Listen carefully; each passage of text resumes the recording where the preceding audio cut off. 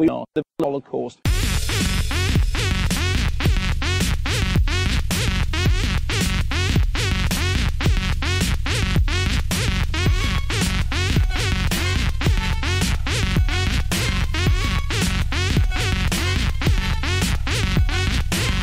Welcome to We Are the Holocaust. Yeah, good afternoon, Rob. Good afternoon, Not Bouncy. good evening. No. Recording in an afternoon, Yes. and I came out of the house to come to your house. Yes. In the sunshine. In the sunshine. And I sat in a car in the heat for 3 hours. Right. So, and I'm still not in a bad mood. If you've sat in the car for 3 hours, I think you might have gone the wrong way. No, I helped. Because you live a mile down the road and your partner lives around the corner. Yeah, no, I helped with the parcels. Oh, right. This morning. So yeah, I've had lots of time with Son. Not grumpy this week, not like last week. Oh. Mostly because this is episode Twent-E3. Hey, I see what you did there. Yeah, because it's the electronic entertainment Expo. Or exhibition. Yeah, or E3. So, you know, we could have done E3PO, where we could have gone to a post office and recorded the episode. Yep. But instead we've gone for Twent-E3. Yes. And I've done 2 podcasts already this week You about have? E3. And I've learned one thing about those sort of podcasts. What's that? Very long, Yes. very tiring, Very long. and almost identical, no matter who you're talking with. So we're not going to do that. No. We're going to do 23 things about E3. You're doing quite well with this episode 23 thing here. Yeah, I like the way this is going. Yeah, so we've each picked 11 Yep. titles that stood out to us, and then we've obviously both chosen Fallout 4. Yep. So that makes 23. It's clearly a universal choice. Yeah. And then we were going to also have 23 disappointing things, but there weren't 23 disappointments. No, I think we both had a couple of sort of notable disappointments. Yeah, so I had one which was a positive and a negative. Yeah, I think a lot of the negatives have positives, but we'll get onto those later. And then we're going to very quickly run through what the plans are for the web content following E3, and then we'll round it off. And that'll be the end of a nice, tight, smart Twent-E3 special. Perfect. Excellent. Right. Number 1 on the list, Fallout 4. Yes. Because there's no point beating about the bush. No. We need to talk about this as soon as possible. We do. Because after the very long, exciting kind of announcement trailer, we did ponder last time about how much gameplay we'd see. Yep. Quite a lot. We did. Well, we saw enough to get a flavour of what it's all about. And I don't know about you, but I sincerely got the opinion that trailer they released to announce it, they deliberately scaled back the visuals, because the visuals they were showing off on the gameplay stuff seemed marked improvement. Particularly the character models, when they're in like the mirror and you're choosing how to design your character, which is a first for the series anyway. That close-up detail was way beyond anything I've seen in Fallout. And I was blown away by it. I liked the idea of when they were doing the live demo on stage and the guy comes to the door about Voltec and just slams the door in his face and stuff like that. I like that kind of... It's that... there was a few... On the hockey forum I'm on, there's a subsection just for general talk. Right. And a few of us are on there talking about, obviously, Fallout 4, and somebody else mentioned it when some of the news came out. So the thread's been coming back and forth for several months. And obviously then the trailer came, and there's several of us getting really excited. One chap's just like, so what's so good about it? And then you sort of get that whole... But one of the reasons I put that I like it is that kind of tongue-in-cheek humour. Yeah. There is that element. It doesn't take itself too seriously. So little bits like that. Yeah, thank you for talking to Volt Slam. Yeah. And this is the thing, like these little touches. If you know the Fallout system, and even if you don't, you'll know by the time you buy it, that these people are about to face a nuclear apocalypse. Like, the world's coming to an end. Yeah. You have to deal with that with the series, because we know from the announcement trailer that only one person is coming out of that vault. Yep. So everybody else you're seeing in these scenes pretty much is going to die. That's incredibly depressing, knowing that going in. Like, your wife and child will not potentially are not going to survive this. We don't know 100% that's what's going to happen, because as we know from previous Fallout games, the vaults were these weird tests to see how people behaved. So maybe releasing one person and telling them that everybody else has died might be part of it. We don't know. But if they do decide to kill off a wife and child, that's a great kind of motivator for a very different character. Because before we've had a mission to kind of save the wasteland. Yep.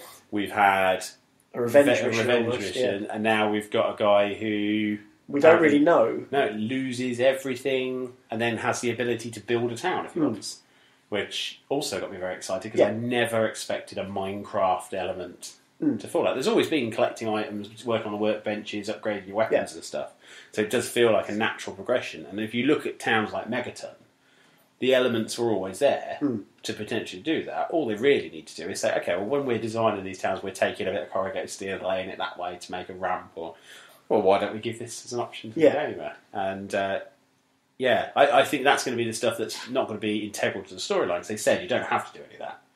But for people who like to lose themselves in the world of Fallout, that's going to add hours onto it. I just want to build my workplace and then have a room full of cutlery. Just because I always do that. And it's everything they showed off.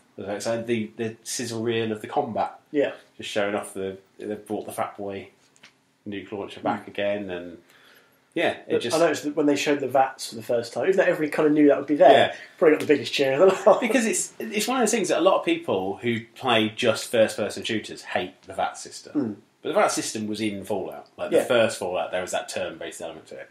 So it was always a hark back to the history of the games. But it also gave an element of strategy and decision-making. Yeah. Like, do you risk a 50% headshot, knowing you could potentially kill it in one shot, or do you go for 3 chest shots through armour, knowing you do enough damage, but one way or the other? Or do you shoot them in the leg so they can't run away? Exactly. And I liked that, and I like the fact that it slowed what could be quite a frenetic and dangerous situation down a little bit. It doesn't give you a chance to just walk away. It's not like Bernard's Watch, if you remember that. But it just gives you an opportunity to have a brief, just a breather, and think, right, okay, what have I got? I've got 3 super mutants charging at me. I've got a Mylurk behind me. I need to think about this one. Yeah, and so you can think about it. You can be a bit more real with it. And I just think the combat looks fantastic. The locations look fantastic. Yeah, we seem to the trailer seems to suggest that you are heavily embedded with the Brotherhood of Steel in some sense, because you're able to call in vertibirds and travel in them and things. That doesn't surprise me, as we mentioned before, when the Institute was mentioned, this big centre of technology. Obviously, the natural connection is that the Brotherhood of Steel would either be there already, or they're going to have an interest in this. I know it's the Commonwealth, isn't it? It's under Boston in the Fallout universe, but as I said, it's technology, it's the Brotherhood, so it's an easy in for the writers to say it's technology and the Brotherhood of Steel. We all know that they covered technology, so it's not hard to see where that might play and whether they are an optional side, because you've had this before where you can go with New Vegas. You can follow the NCR, you can follow the Legion. So maybe that's part of the story here. Do you help the Brotherhood maybe infiltrate the Institute or make inroads into the Commonwealth, or do you help the Commonwealth? So it's got a lot of potential. And that's exciting. And it's raised questions as well. So it's given us a lot to go on, to get excited about, but it's also left some questions there to keep the anticipation rolling and keep the excitement up. How excited were you to see getting inside the back of Brotherhood power armour suit? That was awesome. Because in the past, they've been like, you can make an armour set, can't you? But it was never... You just equip it. Yeah, it never felt like, this is a big thing. Equip. And then you're wearing it like, hello. And this is like, now you've got this suit. And obviously we saw that in the announcement trailer hanging in the garage. So it does suggest that you could probably scavenge and upgrade that power suit. Which I do like that idea as well. Because then that means the combat can be ramped up to something where you imagine was it Behemoth super mutants they had outside super mutant Behemoth, the radio station, wasn't it, in Fallout 3? Yeah, there was 4 or 5 of them. I mean, you could potentially have 2 of those versus a couple of other steel power armors, and that would be a fantastic battle where the VAT system would come into it, because you'd have to take out weak points to bring them down. And so that element, I mean, you could almost be Shadow of the Colossus at that point. And there's it's just too much. There's too much to deal with. I half expected them to just kind of show a little bit of, like, I don't know, one side quest. Instead, they showed almost a preview, like a whole prologue. That's the word I was looking for. And which still told you nothing. but gave you an idea of the humour still being exactly right and the game going in the perfect direction. So, I'm not at all worried. I'm not at all worried about it. No. Sometimes when a new game's coming out, you start thinking, is that going to be quite as good as... Which we're going to touch on later with Halo and some of your ongoing disappointment with that. What do you make of the Pip-Boy edition? I wish it wasn't game exclusive. Yep. But I really want it. I do, but I'm not sure I can justify £100. I don't know if for what is basically a glorified phone holder. Yeah, I mean that's the thing. If it had a screen built into it, then I like the idea that you can put your phone in it. Yeah. I think that's a good idea on their part because they're going to do the app anyway. Yeah, and that's the other thing. I really appreciate the fact they've done the app. So if you don't get that edition, you've still got that second screen experience. Where you could sell a tape it to your hand if you really want to. You could make cardboard. You can make your own. Exactly. Because the app, I've said before on the podcast, the app they introduced for Destiny makes life so much easier, just moving stuff around, moving material. So to have similar for Fallout, not having to keep load the Pip-Boy, you just literally go on your phone. It's a lot more intuitive, I think. Because the Pip-Boy in the game is frustrating. It can be, to flick around. So, I mean, if you imagine like tuning into the radio stations and stuff, and like actually having a physical way of interacting with that would be very good. So, yeah, I mean, it's a very good special edition. I kind of wanted more in the box. Yeah, to justify the price. Yeah. If you pre-order a game and you're in the first so many, you get a Vault 111 t-shirt and a bobblehead. But again, they should have been in the box. That shouldn't be if you pre-order. I've got a bobblehead with the Fallout 3 special edition. Exactly. And I think it's the same, still sat up the there same sculpt from what I could see. Yeah. So for me, like if you're into the games, well, they should have done like one of the other collections, like the one with a wrench or something like that, to say, okay, you've got the one from Fallout 3, here's the one from Fallout 4. This is clearly very different. Yeah, as opposed to it's just another Pip-Boy, another Vault Boy bobblehead. But that said, it is only £100, which in the age of things like the Ghost edition of Destiny, which was 160, 60, you got the Batmobile edition of game, or the game exclusive Batmobile edition of After Night. Now doesn't exist anymore. Now doesn't exist, which I found out yesterday from an employee who messaged me going, "You're going to love this." And then he messaged me and I went, "Do you know what? I've got nothing to love about that. That is exactly why I hate retailer exclusive editions, because they don't make enough for the quality to be like negligible." Yeah. And if you're selling something for £180, they shouldn't be just saying, "Okay, get that made in China." Yeah. And have it done as cheaply as possible so they can scrape as much profit out of it.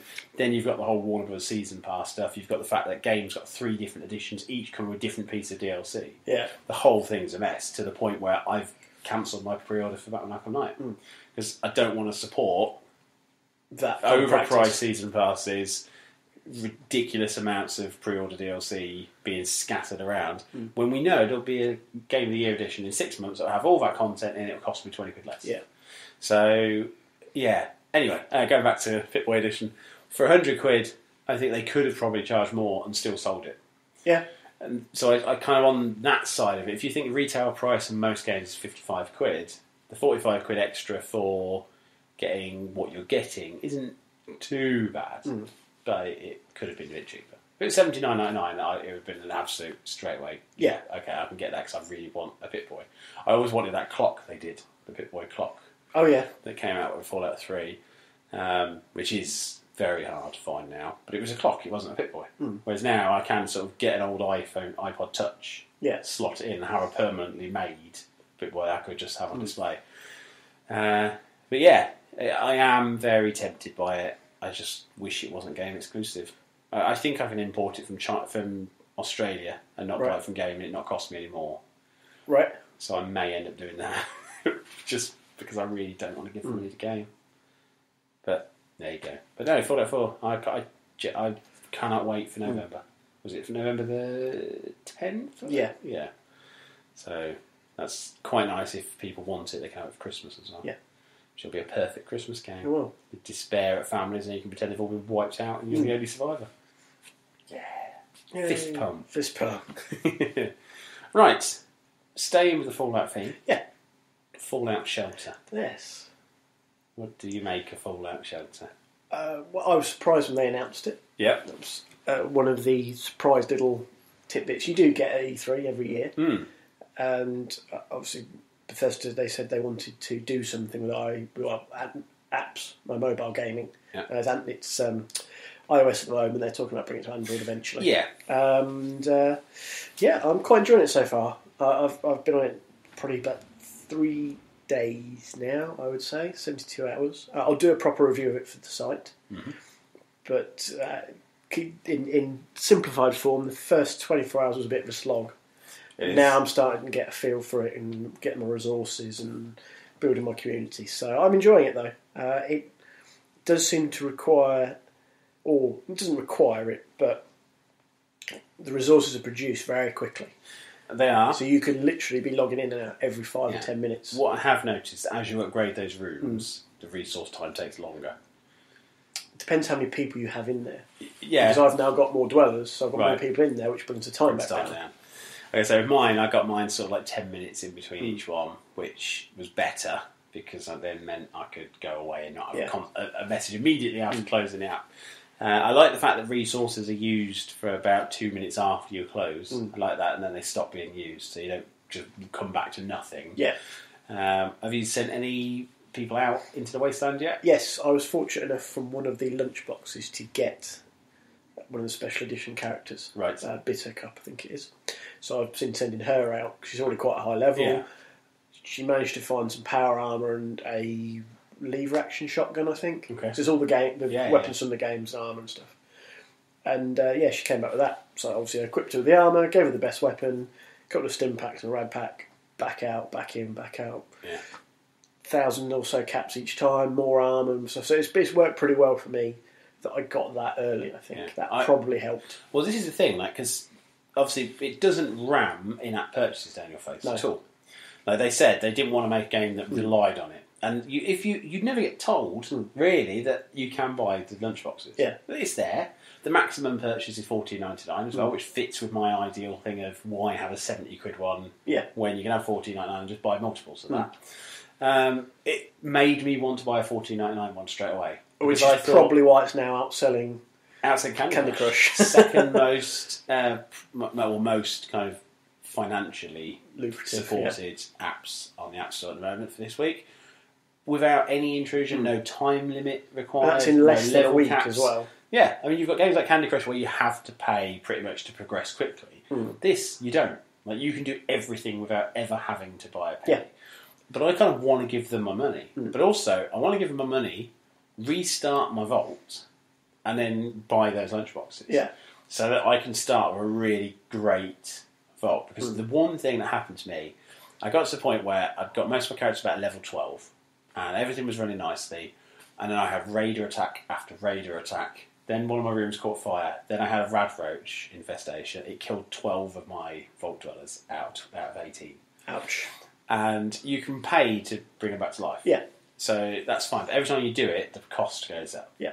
So I've now got loads of photographs of people in rooms with corpses going, oh, a corpse. Lovely. And the humour's brilliant. I mean, the visual style of it, I love. I love the fact that they're little Vault-Tec kind of cartoony people. Yeah. But it got very stressful because I was like, I really like all my people. I don't want them to die. That was the difficulty I had for sort of 24 hours, is I had a couple of raider attacks. Yeah. And obviously at this point I didn't have weapons and stuff that had been brought back from the wasteland. No. So you're literally fighting raiders with their big swords. You're basically fist fighting them. Yeah. So I did lose several people. And I had quite a major fire as well. And this is all in the first 24 hours. Yeah, I mean, it's not a casual, fun game. It's funny, and it's fun to play, but it is a Fallout. Yeah. It feels like it's in the Fallout world. And I like that. I like the fact that it's completely different to everything you do in Fallout, and yet at the same time, it feels entirely like it belongs. But part of that is because they're using the same weapon names, styles, whatever you want to call it. But there's a lot of fan service in there.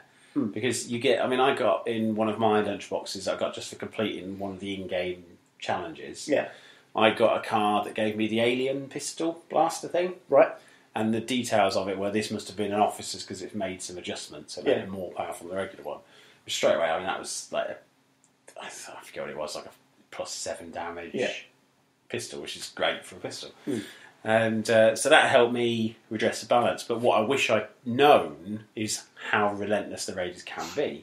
Because then what I would have done is made sure that the room right by the vault entrance didn't have an elevator going straight down. Yeah.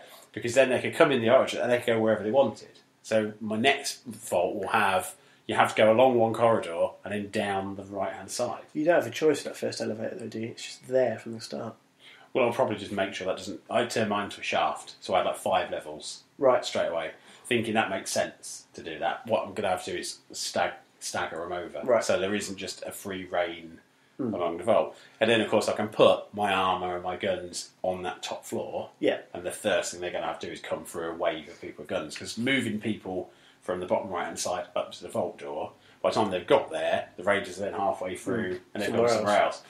So it would be nice if, when the call came in, you could kind of have a call to arms type affair. So you could, anybody who's armoured gets here now. Yeah. Like, almost like with Dungeon Keeper, where you used to be able to drop that little flag banner. But that might happen in an update. If it doesn't, it just means I've got to be smarter in how I design things, which is not a bad thing in a game.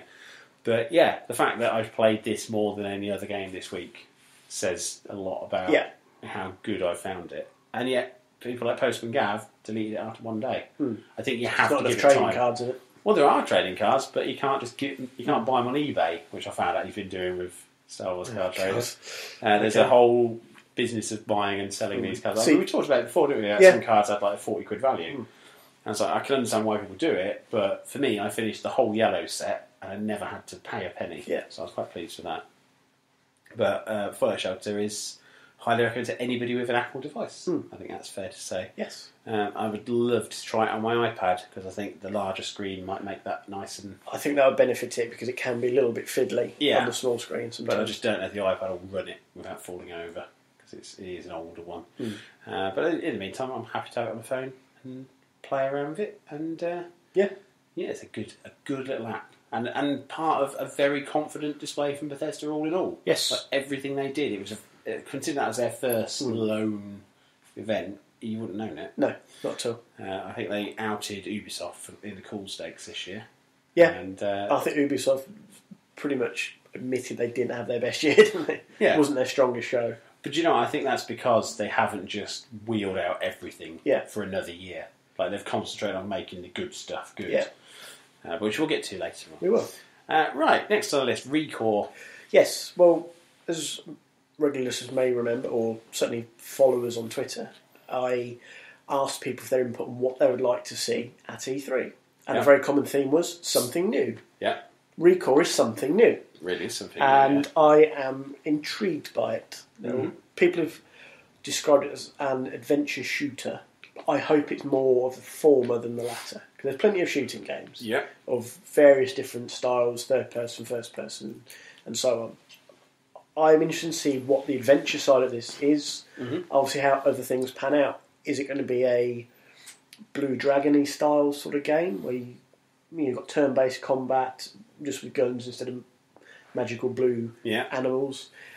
Is it going to be a third person in the sort of a Tomb Raider or a Gears of War type style? I just want to see where they go with it. Yeah. And something new like that, it sort of caught my eye straight away as soon as the trailer came on. It's got that sort of, I don't know, I call it a fun edge to it. Or it seems to have. Obviously, this is just a teaser trailer. This is the thing, I wanted gameplay of that to kind of get a better understanding of what it is, but it is early days for it, so that's fine. So, or is it something, even is it a Ratchet and Clank type thing? Yeah, see, for me, it had a vibe of Metroid Prime. Strange that. Yeah. But it did feel like that, but on Xbox, so... But maybe that's the point. Maybe that's what Microsoft are trying to do here, because obviously some of the people involved in Recore were involved in Metroid Prime. Yeah. So are they trying to recapture that love that Metroid has? Yeah, which is interesting. Pull it over to the Xbox. Because what you tend to find now is there are sort of an increasing movement of game creators making stylistically similar games to something they've made as a classic. So you've got Inafune who did Mega Man, crowdfunded basically a new Mega Man game, but then that's going to come out on everything. Yeah. Because then he doesn't have to go through Capcom, who then are signing deals left, right, and centre to do this. Instead, he can go, right, you want that game? And it just puts it out. Yeah. And so this one again, it just looks like Microsoft have, and it's a good move for Microsoft to have something like of that kind of hardcore Nintendo fandom. Yeah. At a time when Nintendo aren't pandering to that at all. Like, the best thing, we've not put it on there at all, but Star Fox Zero. Yeah. Produced alongside Platinum Games, which is one of my favourite game designs. It's got the stylings of the N64 Star Fox game, which was great. But it just made me think I'd rather just play the N64 game. Like, why am I playing a game that looks like the N64 it didn't game? Grab me at all. But with the Wii U controller being held up in front of my face to aim, like, just let me shoot. That game was fine as it was. It didn't need all these gimmicky bits on. Because that was one of... Sorry to take a slight off track. That was one of Nintendo's big titles for E3. Yeah. So yeah. And it's big titles for this year. It's the only big Wii U game left. And we've talked about our respective relationships with Nintendo before. Obviously, you're still quite heavily into the Nintendo stuff, whereas I really left it behind at the N64. And so I was curious about Star Fox, and it just didn't grab me at all. No, and it should have. That should have immediately gone. If it had started with the thing, and then wow you with something akin to the Mario Kart 8 visuals. Because that's the thing that you first notice about Mario Kart 8. It's the same gameplay, but it looks gorgeous. Star Fox should have had that same visual upgrade, I think, because what's happened is there will be a whole group of people who look at it and don't have the N64 like retro vibe, because it's a new generation playing it. And so they're going to look at it and go, wow, that looks rubbish. Why do I want to buy that? I mean, you've got things like Elite Dangerous out there, No Man's Sky, and then Star Fox looking like a 15-year-old game. And don't get me wrong, there's nothing wrong with that. But if you're going to have that as your big title, you need to. Why not have a retro mode that makes it look like that as a filter, like they did with Halo Anniversary and stuff like that? You know, do that. If you want to have that mode, do it. But don't risk losing other people. So while all these people who have like kind of been with Nintendo for a long while are now frustrated, games like Recall are going to suddenly make people think, actually, I can get a game like Metroid on my Xbox One, which is visually better. And they've got a lot more freedom to do what they want. But yeah, it did look very exciting. I just wish there'd been some degree of gameplay. Even in just a tiny amount. Because some of the best trailers did have there's some footage, and then there's a bit of gameplay. So you get an idea of what it is, and then we'll go back to a trailer again. And I just wished with that, because it did look very good. What was gameplay though? Gears 4. Yes. Not Gears of War 4, because the war's over. Yep. It's now just the Gears soldiers seemingly in Resident Evil land. Yeah. It's strange. But it worked really well. I really like that idea, because some of the best stuff for Gears of War for me was like the levels with the crew. Where you went into that shanty town and they had all the lights and stuff, and you had to stay in the right areas, and it was so tense and it was so like creepy. And you had that all the way through. It was like these periods almost of survival horror element, and then you got back into shoot you manly again. And this one does seem to be, well, okay, there is the shoot manly bit, but it's got a darker, kind of more kind of horror vibe. Probably agree with that assessment. And it's just kind of nice to have it confirmed, if that makes sense. Because it was there, everybody kind of knew it might be coming. There was the HD rejig for the original Gears of War, which we've got the beta of the multiplayer that's gone live, and so it's just gorgeous. Nice to have it confirmed. As much as we sometimes lament the number of sequels, which is partly what plays into Recall, and why I was so excited about that. Equally, there's a reason the Gears games were popular, moving it properly to the next gen, not just a rejig on new hardware. This is the first proper Gears on the the current gen now. And we're both big Gears of War fans. Yeah, and I think by changing it from like this, the trilogy's done. This is Gears 4, like Mass Effect Andromeda, which we'll talk about later. That's no longer. There isn't some really awkward way of trying to tie 4 in with the events of 1, 2, and 3. And like Halo 4 was distanced from Halo 3 in the sense that that's the start of something new. Completely new. And with Gears 4, it came right out of the gate and say, okay, look, you're going to see the lights on the armour, you're going to see the Lancer, you know what to expect, but you don't expect this. And it just then had that exploration gameplay. The guy from the Assembly who demoed that on stage, he was on... Xbox did like a midnight live show every day for E3. And they interviewed people with a bit more detail. And he said he was actually playing that live. So when the monster jumped in, he pulled the shotgun out and blasted it in the air. That was live. Like, that's not a cutscene. He pulled that shot off. He said all the way through he kept thinking, what if this goes wrong? And luckily he knew what was going to happen. He knew how it would come across, so he knew kind of the right weapon to use, and I think they played around with the damage models and stuff to make it go quicker. But he said it could have been terribly embarrassing if he missed the shot and the monster just landed on top of him. But yeah, it looked... They looked a bit like Locust, but not Locust. It looked a bit like Sierra, but it looked like a new planet as well. It kind of had a gothic architecture thing to the design of the building they were exploring, which was where it just made me feel like, this is the best Resident Evil game that I've ever seen. But that wouldn't be a bad thing. No. Because Resident Evil always played well with the mixture of the horror and the action. And Gears does action very well. Yeah. So with a bit more of a kind of darker edge, I'd quite like that. So, Gears 4 is on the way next year. But in the meantime, the anniversary edition or the Ultimate Edition of Gears 1, the beta for that, I played that. Yep. It had problems going live because they had sent out 2 codes. Okay. And of course, everybody was on the servers getting their EA Access games and getting the early access stuff and re-downloading 360 games, which we'll talk about again in a minute. But when I finally got it downloaded, joined a multiplayer game, I was on Gridlock, which is my favourite map in the whole of Gears of War.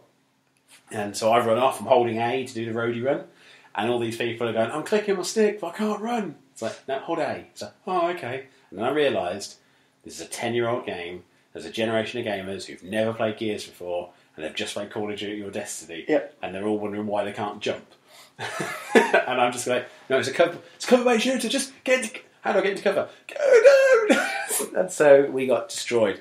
The blue team basically got that high bit with the 2 steps going up, and my team just kept running at them every single time. Right. So they either got gunned down, shotgun blasted, or chainsawed every single time, and I was trying to take cover, there was nothing I could do. But I just found it amazing. Like, that was what I used to love about Gears, is it did feel like you had to play it right. Yeah. That you couldn't just lie down and spawn camp. Yeah, you could, but it never really worked out very well for you. It didn't. Because the spawns would move, and you end up the other side, and you couldn't just sit and snipe from a distance. You could do that. Again, it wouldn't work out very well, because you'd soon be noticed and spotted. The maps were always quite small, it was always quite beefy, but it does look... very good. And it was nice to have the chainsaw back in my hand. So I've been on that a lot, and implore everyone who has the opportunity to get on it. Next time you're around, you'll have to have a whack on it as well. It feels like it's well, but it looks new, a lot better. Right, talking of Xbox One backwards compatibility, biggest roar of the Xbox show, probably. Up there. I think the only thing that may have come close would have been HoloLens's display, but I think that was more shock than excitement. Yeah. Everybody went, oh. I mean, I've just to divert slightly, the HoloLens stuff all looked very impressive. Yeah. I haven't included it in my 11 because we've been wowed by demos before. Yeah. The original Kinect demos with Milo. Yeah. Never quite worked out that way. So I'm always a little bit apprehensive with things like that because it looks great. I want to see what happens in 6 or 12 months. Yeah. And as exciting as it is, I'm still apprehensive about where they go with the VR and AR stuff. We'll talk about that in a bit. We will. Backwards compatibility did get a big cheer. But it was dealt with properly. It was somebody standing there going, we listened to feedback. As of right now, Xbox One will be backwards compatible. And it is. It's autumn, isn't it, properly? I'm in preview mode now. It's a wise move limiting it to preview members because what they can do is, if there are going to be any issues, it's not everybody. You've got a small group of people who are going to go, excuse me. Yeah, and they're people who have opted in to test stuff out, so they're going to be less critical of it. Yeah. Now, for me, the only thing I wanted to criticise about it was hard to find my 360 games. Right. Because there isn't an area in the store for 360, which would have been made sensible for me. But what happened was they just basically marked them as purchased. So on the Xbox One, you've got all your games that's installed. Yep. On the right-hand side, you have all the tiles, the ones that aren't. Right. And so are ready. And they basically just all appeared there. Just ready to go. Anything I'd bought previously is there. I've got about 10 arcade titles and 6 on disc, I think, that I can put. I'm not going to put the discs in because that's just... Yeah. That's the only bit of backwards compatibility thing I wished I didn't have to do, is still put the disc in the drive. Because that is going to frustrate me. It's not going to be a problem for most people. Oh, it's because your crappy Xbox One disc laser. To play a retro game, to play a 360 game from disc. Well, not from disc, but you get a digital copy of it, and then disc is just the key. to unlock that digital copy. But what's cool about it for me, more than actually being able to play the games I already own, is what's happening now with new games. So Fallout 4, for example, comes with a token for Fallout 3. So for anybody who didn't get to experience Fallout 3, you can. Yeah. I really like that idea. Like, just being able to give away the old version of a game with a sequel. Rainbow Six, you get Rainbow Six Vegas 1 and 2 with it. That's a really cool feature. It doesn't cost Microsoft a penny. No. And so you get more people playing great games for free. Everybody wins. Yeah. There isn't a loser. The system also, no company has to pay to have the game converted. Microsoft will just say, if you give us permission, we will make it available. Yeah, that was a great tactic from their point of view, because developers can then just go, fine. Yeah, just, all right, you can. Do we have to do anything? No, we said, did you have to do anything? Oh, great, cool. Sorry, I wasn't really paying attention. I was at the free buffet. Yeah, it's bizarre, like how selfless this is. I mean, this is just, you want backwards compatibility, we can't do it from a technical point of view. I kind of liked what, I think it was Eurogamer said. They did a big review of the Microsoft conference. They basically said that, and I agree with this isn't really, they're not trying to woo new people necessarily. No. They're not trying to go out and grab the casual market back from Nintendo or get people who used to play Candy Crush Saga to come over and play Halo. They've gone after people who've already bought Microsoft products before, 360 owners who've kind of gone, it's 300 quid still. Yeah. And they can say, well, certainly that's a big thing for me, this. Yeah. I mean, I'm saving for an Xbox One at the moment. Probably 2/3 of the way there, if not more. But there's a lot of games. It's kind of like, do I want to make the leap to the Xbox One at this point? Because I'll have to buy a chunk of games to go with it. Otherwise, I'm going to sit there with maybe one game or two. Now, well, I've got a shelf double stacked with 360 games I still own that I haven't traded in. I can still trade some of those in. Yeah. But equally, I can keep some of those. Some of them I want to keep as almost collectibles. The Halo ones, because we've got them. I kind of want to keep those ones as collectibles. Same with the Gears ones. Well, I can now actually play those again. Yeah. Or I will be able to, hopefully. And also, Mass Effect 1 is one of the preview games already. And in the short term, you can play with your friends who've got Xbox Ones on 360 games again, which is also a huge thing for me, because what it means is I can chuck, say they have backwards compatibility for Destiny, I could chuck a 360 disc in and play with your own device. Like that, for me, that's a big deal. That was a monster thing for me as well, because you aren't now relying on, for those multiplayer games, you aren't all having to kind of coordinate going, well, I'm getting an Xbox One next month, when are you guys getting one? Yeah. Because that does play into it, but it plays heavily into it for me. Yeah. Because a lot of the people I play with are still 360 gamers. You know, yourself and probably Postman Gav aside. Yeah. And probably Mark Silicam. So that's a big step. That's a huge step in the right direction, I think. Because, again, you're wooing those people who've already got Xbox products. Yeah. And you're not pulling the rug out from them going, you have to buy new versions of this, and Absolutely. this. It's not perfect yet, because obviously they're only going to start with a certain chunk. But then they're going to add more, as you said. Literally all developers need to do is go, yes, fine, thumbs up. Yeah. So I can't see really why there's... The only issue that ever happens, and this happened with Xbox original games on the 360, is if... And that was the hardware thing, actually, was if the license... So say they had, like, AMD license. Yeah. Any of those games didn't come... Or it was NVIDIA, I think it was. Any NVIDIA licensed games didn't come across because they didn't license that for the 360. Yeah. So that was the only thing stopping them. It was never that they would be completely unstable and never work. It was just they wouldn't give support for it because they wouldn't play license. Now, I don't think that's an issue. I mean, if something come out on an Unreal Engine and they say, no, you can't use that Unreal Engine on the 360, on the Xbox One, then they'd have to potentially negotiate on price. But other than that, you're pretty much, it's a straight back to just go, anything that's pretty much been on demand should be almost available immediately. Like, so anything, so if you want to have a rough idea of what's going to be available, those is what's going to be available. Yeah, essentially anything that's currently available in the 360 store. Exactly. Should be able to get. The only thing I'm not concerned about as such is the absolute spank in my home broadband will take when I have to upload all those saves. Well, they need to be in the cloud. They need to be accessible. But for me, I obviously, I deleted all my saves off my Xbox 360. So I am having to start afresh with everything. So I'm now at the point where I'm thinking, well, I don't really want to start a new game of Fallout 3. Yeah. Like I'm planning on going through the trilogy. But I don't want to start that until they announce whether that's going to be on demand before 4. Yeah. If it comes that same week, there's no point. But if it's like a couple of months before, like say August, and I get through August to play through Fallout 3 again on my Xbox One in my bedroom with the curtain shut tight so I can pretend it's winter, that would be amazing. I don't see many reasons to keep my 360. No. Beyond the fact that it's a Star Wars one and it looks sexy as hell, the reasons are slimming down all the time.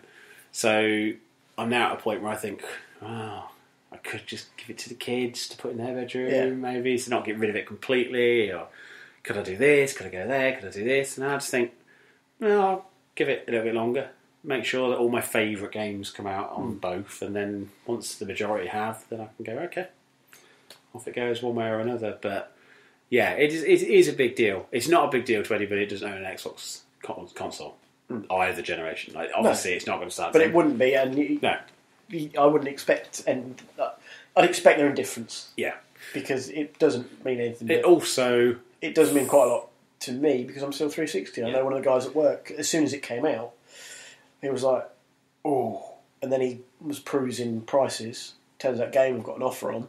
Yeah, that you trade in a 360 or PS4 with whatever bits and bobs you get. Yeah, the Xbox One plus Ori or Elder Scrolls. Ori, the Forest and Elder Scrolls Online. Yeah. So I think he took his PS4, which he was going to sell anyway. Sort of basically cashed in, and they threw in a copy of Amazing Spider-Man on Blu-ray for him, £260. And he's like, that's less than they are new. I was going to sell on PlayStation anyway. I think he came away with 2 extra games, including one of them was Destiny. Yeah. I mean, they hats off to Game for dropping that offer. Yeah, hot off the back of these things, because all of a sudden people's interest has suddenly gone, up quite a few. And it's notches. the 1 terabyte version as well. So it's that now. You're going to need all this hard drive space, and a lot of people expected pre-E3 the hard drive space thing to be right. We're doing this new video on demand service, like Microsoft's own version of Netflix. Yeah, and that was what I kept hearing. Like, you're going to need this space to reserve all your programs. And then, of course, that wasn't why they're doing it. It's because you're going to be able to do all this, do that. And it's a big deal. The only kind of negative side for gamers is if you're somebody who's got a PS4 and you were looking forward to PlayStation Now, suddenly that looks like a very expensive waste of money when you think that these games that you probably already own and you're having to pay for a license to rent them from Sony for $7.99 a month. Or Microsoft will just say, well, you bought it, it's still yours. Yeah. So hopefully Sony will react and say, okay, we can do something the same. If you've got the disc, put it in, you won't have to pay for the PlayStation Now version.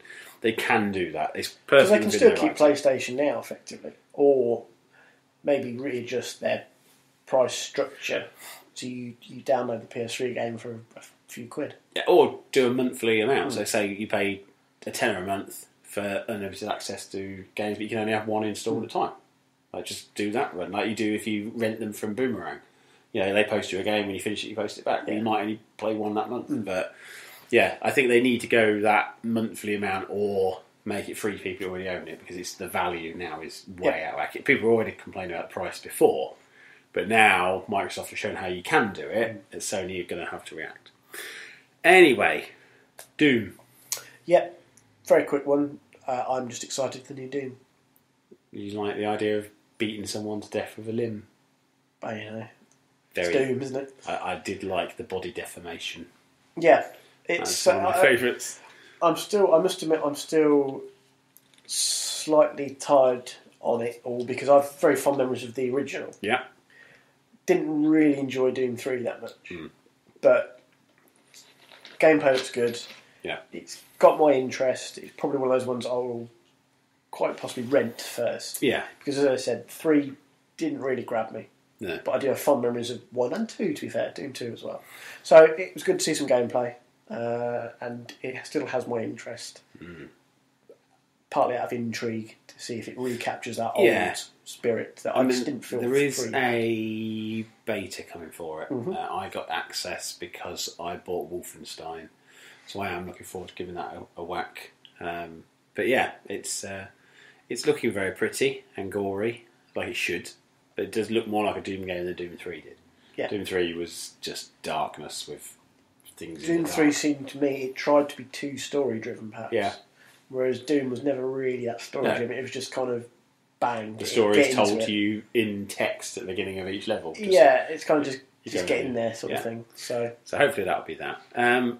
Also coming from the past, this is one where I always had to pinch myself to believe I'm now living in a world where Shenmue 3 is going to come out. Yeah, it was a highlight because it's happening. Yeah. Or seemingly happening. I am very tentative about it all, though. There's a lot of reason to be signs. tentative. Yes, I mean, 2 million as a price for a game that cost 70 million originally. Yeah, it's all very strange. And I was talking to, I can't remember who it was, I apologise, somebody on Twitter about it. Suli Spa, I think it was. I think you're right. Yeah, sorry, Suli Spa. And I said, the cynic in me wonders if this is some strange marketing ploy. Because if you've got enough people who are willing to stump up their own cash for a Kickstarter to make Shenmue 3 happen, all of a sudden then go, well, if these people are willing to stump up their own money for a Kickstarter, maybe it is worth us putting the money in to make it. It comes to me as this is proof of concept, yeah, rather than this is how much money it's going to cost to make it. I think they've just said, look, this is what it's going to cost to get the groundwork laid, and that's why Sony put it in their conference. It just made no sense for Sony to be showing stuff. Why not Sega? Yeah. So it has to be that Sony have got some deal in the background saying, okay, right. Because if they got that as a PlayStation exclusive, that'd be huge. That'd be huge exclusive. But they've also, by having it on PC, they've also edged bets because that's the crowd that really love Kickstarter projects. Yeah. So if it had just been, okay, you console owner who've never supported a Kickstarter in your life, you've got to kickstart this project. No. Especially because Shenmue 1 and 2 weren't PlayStation games. No, really. Exactly. So it's covered all bases. Like I say, you look at it, localization and translations were stretch goals. I mean, that for an extra $100,000. Yeah, which, okay, fair enough. If it's for French, they just need to change every word to baguette or whatever. But it's to have a game that lives up to what we expect of Shenmue 3. Yeah. For that money will never happen. But like I say, I don't think this is. Yeah. I think we're going to make the game for 2 million. I think this is Sony is the market there. It's your deposit. It's like your rent assured property. You know, you've gone in, you raise this much, we'll pay the rest. Yeah. And Sony can afford to. But even more so than just the money, how many people back it is an indication of how many people would buy it. Yeah. Because if you've got, say by the end of this campaign, 10,000 people back that game, well, at 30 quid at a time, they can then say, right, okay, well, we know we're getting this just from the backers alone. So then there's people that don't want to pay up front. Then there's people that don't really support Kickstarter or don't use it because you can't use PayPal, which is the reason I can't support it because I won't put my credit card on. So you go all these different routes and then suddenly the viability is proven. Yeah. And it could then take another year and Sony could chuck 100 million into it and it could be a big disaster. But it doesn't matter. It's just it needs to get to that point. But for all those people who are like, oh, I'm going to make the game. Oh, it's definitely going to happen now because they've raised all the money. It's like, yeah. There are lots of reasons. Like, Kickstarter have changed a lot in terms of accountability and making sure that people do stick to what they're saying they're going to do. But I think the fact that Sony showed this off do show that they have a financial interest. Yeah. Because they gave up part of their big conference to do this. So they could have they could have had another big company and given them floor space. Yeah. So to do this is a big deal. But we will see. They've promised to put in sort of short versions, FMV or animated versions of all the cutscenes from 1 and 2, so you can get the backstory. I'd have preferred them if they'd have said, okay, we'll do HD remakes, download versions of the originals being compatible. I would have liked that, but again, it might happen if this really blows up and becomes one of the most successful Kickstarters of all time, which it could do. I don't think it will. I don't think it's got the pull of say Elite did for how well that did. No. I do take what Sully Spa was saying though. Is there a need to be concerned that others will then start doing the same?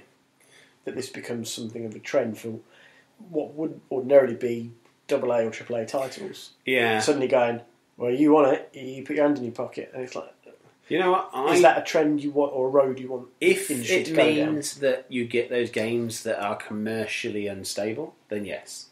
I mean, you look at Sleeping Dogs, right? That almost never came out because it was a true crime game that they shelved because they didn't think it was going to get more than an 8 out of 10. Right, we're living in an age. I downloaded that with Games of Gold. We're living in an age where like distributors and publishers won't chuck a game out unless they feel they're going to get a certain review. Yeah. So people can miss out on games they really want. What Kickstarter, for some people, Kickstarter is, well, you help that indie project become a thing. But then you look, you've got things like Goddess. You've got things like Broken Age from Double Fine. You've got things like Elite Dangerous, where these are like very well-made games. Yeah. But they're all stuff that were people saying, we really want that sort of game. We really want another God Gave Peter Molyneux. We really want another classic LucasArts adventure game for Double Fine. We really want a new Elite. But no publisher in the world would have touched them. Because they were like, well, that's like a 20-year-old game. Yeah. Who's going to play that? And instead, Kickstarter gave them the opportunity to go, okay, well, you say you want this. Do you want this? And I don't see that being a bad thing. Obviously, you're never going to get it where it's like Call of Duty. You're going to go, right, you're only going to get a new Call of Duty if you crowdfund it. Yeah. And even if they did, again, there's no real harm in that. What is pre-ordering? Like, the pre-order bonuses are basically Kickstarter. But they just say, okay, well, you go to that one retailer, give them the money, then we'll get 10% of that money. Well, instead, use Kickstarter. You pay the 40 quid directly to the development team, and you get the game still. I'd rather do that. I'd rather put 40 quid into development rather than £10 into development. So that makes sense. Yeah, it's one of those things where there are a lot of downfalls of it, but I think the cynicism of it has to be kind of turned on its head and think, well, we might get Shenmue 3. Yeah. Like, for all the cynicism of that, can they do it or should they do it? It's like, I don't care. I've wanted Shenmue 3 since Shenmue 2. And every year, it's one of those things like, oh yeah, you'll get that when Shenmue 3 comes out. You watch any interview with Sega, there will be a question of, Shenmue 3 coming out? Everybody asks it. Now they don't have to ask that question. What are we going to be asking? Like, we can't even ask, is The Last Guardian still coming out? Because we know that's now coming out. We can't do Duke Nukem Forever because that's now coming out. What else is there that's been sat for years? Because Half-Life is the only one left that I can think of. That's never coming out. It's because Shenmue 3. Well, no, because Valve have lost the number 3 off their keyboard. Oh, maybe. That's what it is, yeah. So there's no Portal 3. No Portal 3, no Left 4 Dead 3. No. There's no Half-Life 3. No Team Fortress 3. No Team Fortress 3. They stop at 2 every single time. People need to learn this. Yeah. They don't pay attention. Well, yeah, it's been one of those weeks, actually. There was even... I saw a little bit of the cricket yesterday at Trent Bridge. Right. Even the members section in front of the pavilion joined in the Mexican wave. That doesn't happen. This is the end of days. Fallout 4 was a live broadcast from Boston. That wasn't a trailer at all. I was telling somebody who's not into games that this one's set in Boston, and they went, "What? Lincolnshire?" I was like, well, maybe. I don't think so, but it would be interesting if that is what I did get the question somebody asked when was it the Russians tried to annex Georgia, right? Chechnya. Yeah. So I went to the pub and was like, "Why are America fighting with Russia again?" What, do you think Russian tanks were rolling through Atlanta? What do you mean? There's a country called Georgia. Like England playing them at football and other things. Like, is there? I was like, oh, fuck me, just give me more beer and let me move on with my life. But either way, Shenmue 3. Shenmue 3. So at least we're now Curiosity living in an age, has been raised. We're living in an age now where we don't need to wait for the Dreamcast 2 or for Sega to suddenly become profitable to justify it. What will be profitable though, Rise of Tomb Raider. Yep. As I've stated many times, I'm very excited for this one. A little bit of gameplay. Not monstrously dissimilar from the reboot. No, which it didn't need to be. No, but it gave us a glimpse of the setting. So, and a potential co-op play. Maybe. Because you've got that guy who's on the climbing wall. I would quite like an element of... I don't know if they can... From the other bits they showed in the video, again, she ends up in a prison cell. So Which just go around raiding tombs. True. I don't know how you can co-op it when certain aspects of the story do require her to have this element of lone survivalist. Yeah. I don't know. I like where you're coming from. No, I didn't even consider it being co-op until I just said it. And then as soon as I said it, I thought, no, it won't. I can't backtrack now, I've said it. Yeah, like this is on record. I can't edit this out. Like, I'm not going to sit at home with the editing software and go, I'll just take out what I've just said. Because I'm a man of integrity, if nothing else. You can't put the jingles in. That won't take anything out. No, exactly. So, but yeah, I was excited just to see a bit of the gameplay, see the landscape. Yeah. And I like the fact they've made a big kind of promise for more tombs, more puzzles. Yep. Without losing what made Tomb Raider so good in the first place. So I like a good adventure game. Yeah. I've come to really enjoy that sort of game as I've got older. So as I said, I've made no secret that I'm excited for this one. And having fallen absolutely in love with the reboot. A lot of talk about this being Holiday 2015 exclusive. Holiday 2015 exclusive. Holiday 2015 exclusive. Makes me wonder how quick the PlayStation version might come out in January. Or Easter. Yeah, I mean... Sometimes around Easter you get a bit of a glut. Exclusivity on Call of Duty maps, usually 2 weeks to a month. Battlefield maps, usually about a month. We've had a few games... I can't remember, I'm trying to think of a good example. Maybe one of the old Tomb Raiders on 360. Right. Where it's been maybe a 6th month exclusivity. Yeah. I would like to see just a month. Because I think it's better for gamers. I think it's good for Microsoft to have Christmas. Have it exclusive for Christmas. Post-Christmas, there you go. Let anybody it maybe that's what it is. Yeah, I just think with the holidays, that's November, December. That's your big game sale time. Yeah. If you're going to have exclusivity, that's the time to have it. Once you hit January, nobody cares. It's sales then. But it would be good if PlayStation owners could get in on what is essentially a really good game series and is a big PlayStation game series. You know, it was always. We've talked about this before. I always, even though I had Tomb Raider on the Saturn, I still always associate Tomb Raider in general with PlayStation up until 360, probably. Yeah. So I would like those people who've been loyal PlayStation fans to be able to get what they're going through. Destiny and Taken King. Yep. Obviously, got to talk about this, haven't we? Well, you've got back into your Destiny, having found a little friend to play with online. A Welshman not stabbing me in the back yet. All right. Calm down. And obviously I play on a sort of weekly basis with the Flares, another Welshman, in fact. It's on both of our radars. Is there anybody non-Welsh playing Destiny? Yes, you and me. Oh, I don't know if we're not Welsh. So next week on Who Do You Think You Are? Bouncy, off of that podcast on the... So I find out that I was like Tom Jones. Conceived on a pool table in Swansea. But yeah, no, it's caught my eye. They've obviously brought in the third subclass. Yeah. I was quite excited with the Hunter one. He seems to have a void bow and arrow. I like my bow and arrow play.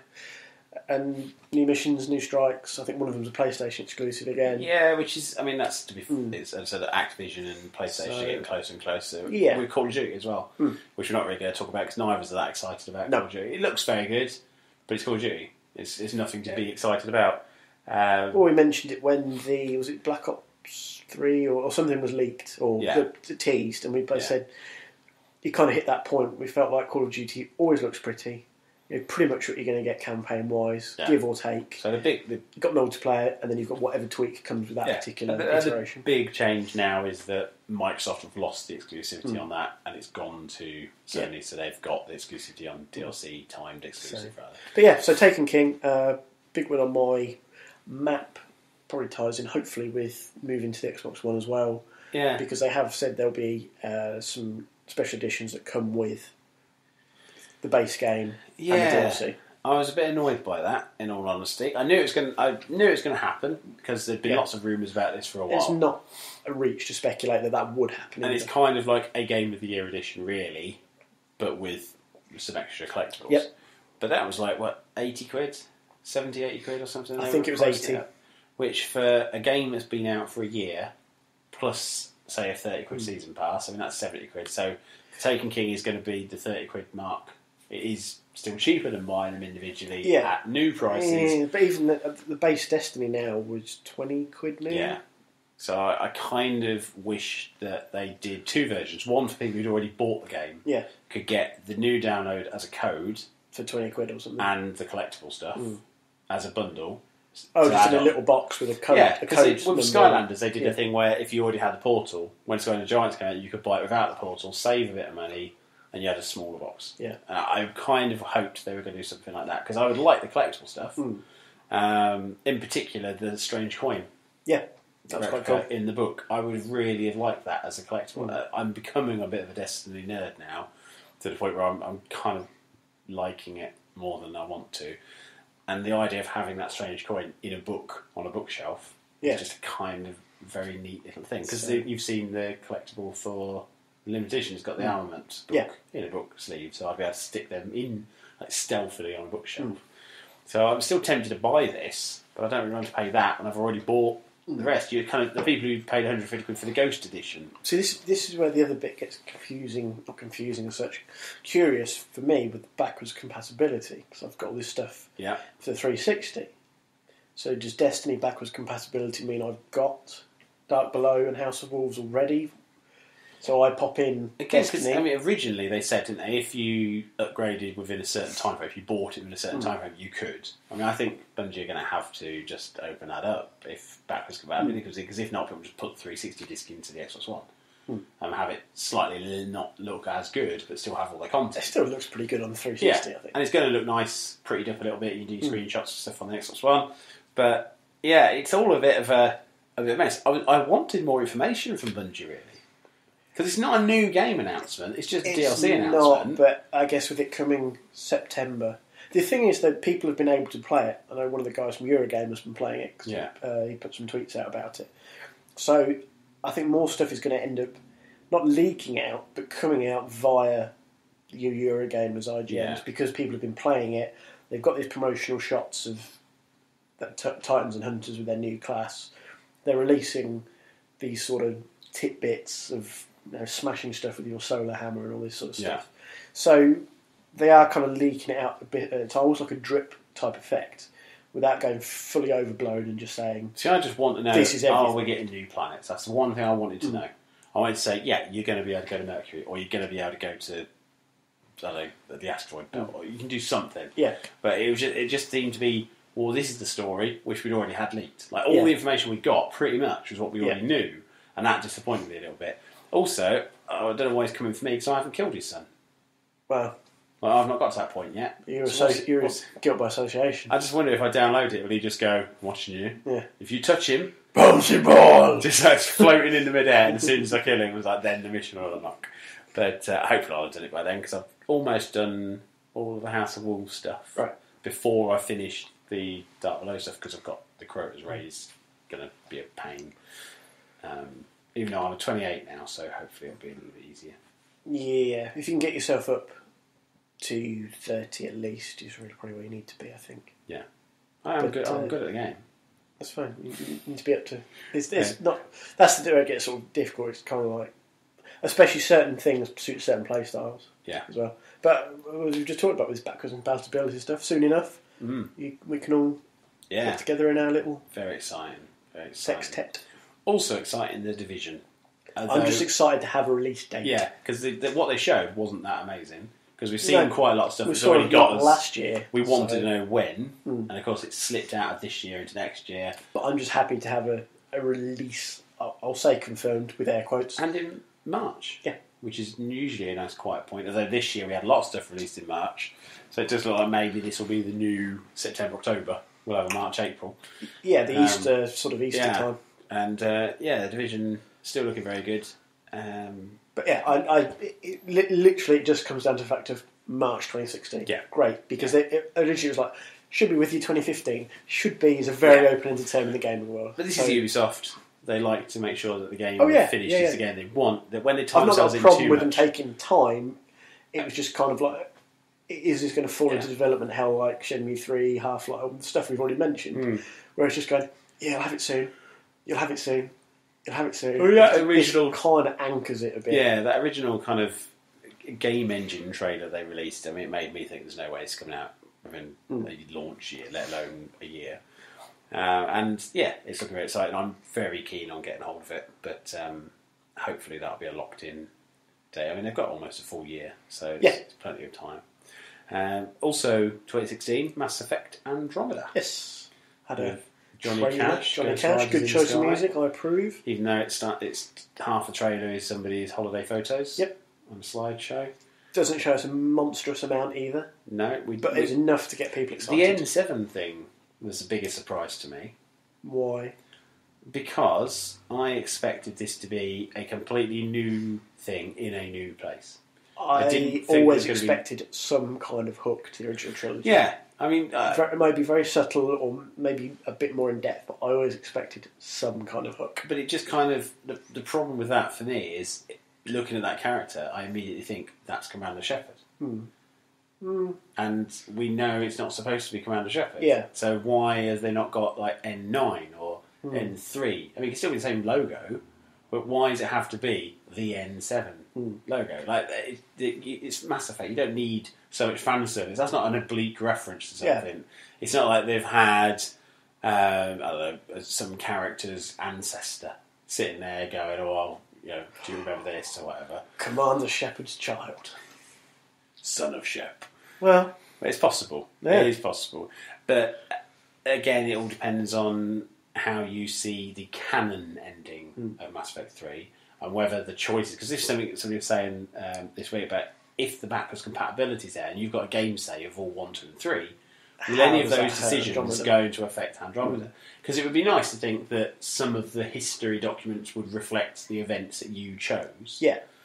But you've got to get everybody then to get their data into the cloud to have that update or have some sort of choice mechanic thing again. Or I don't know. I don't know if I want that. I don't know if I want my decisions in a completely different... No, you've said it. I want it. Different solar system. No, you said it now. Well, you know, I mean, I can guess from the title that this is going to be set in the Andromeda system. That would be a fair guess. I'm going to take a punt on that. But yeah, it looks like it's... I mean, it was all FMV, wasn't it, really? There was no... Or CGI. There was no real gameplay there. So, I mean, Mass Effect never plays, it never looks like that. I don't want it to look like that. If that's what they're planning on, they could stop that right now. Yeah. And they seem to be bringing the Mako back, which they can also be very careful with, because I bloody hate that. Although it did look like it could stay on the ground this time. But yeah, early look, but at least we now know it's definitely on the way, and we've got a name for it. And I dare say we'll see a lot more of this later this year. If you've got a spare 130 quid kicking about, you can pre-order yourself the new Xbox Elite controller. Yeah. Now, this is both a positive and a negative. Yeah. It's one of my disappointments because it's £130. It is. Which is an insane amount of money. And I know one of the guys from Eurogamer, Tom Phillips, had a play with it. And I basically messaged again, worth 130 quid? Reply, no. But the idea behind it, I really like. You know, being able to have the paddles or the hair trigger, you know, you can customise it to suit what games you play or what you are playing at the time. I think that's a great idea, but I can't get past that price point. Well, let me pose this question to you. Gaming mice. People who play PCs and spend £200 on a mouse with like 26 buttons on the side. No, I see where you're coming from. There is a market of keyboards and mice and gaming chairs and steering wheel racks and pro guitars for guitar. You can play guitar without the pro guitar, but there are some people who always want to take it to that next level. And that's who this is aimed at. It's not aimed at people like you and I at all. There are elements of it I would like in a controller, but not for 130 quid. Whereas I was talking to Silicam, he said he's ordered one. Like, more money than sense. Well, but also he would class himself, and I don't think I'm like casting dispersions against him here, but he would class himself as a pro gamer. Like he is super competitive. He wants that edge. He wants that competitive edge when he plays. So, and that controller will give an edge. Like I dare say that will be like the standard for anybody that wants to play in Major League Gaming. Yeah, because you can't play as well as somebody with the same ability who's got that pro controller. Yeah. But it will give you an advantage. If you've got better sensitivity, if you've got hair trigger, if you've got like reload buttons on the back that are separate to the front, you know, being able to map them and change timings and all stuff like that, and pressure sensitivity, and that D-pad that's just like a touchpad thing, I really like that. That was awesome, yeah. But again, it comes down to horses for courses.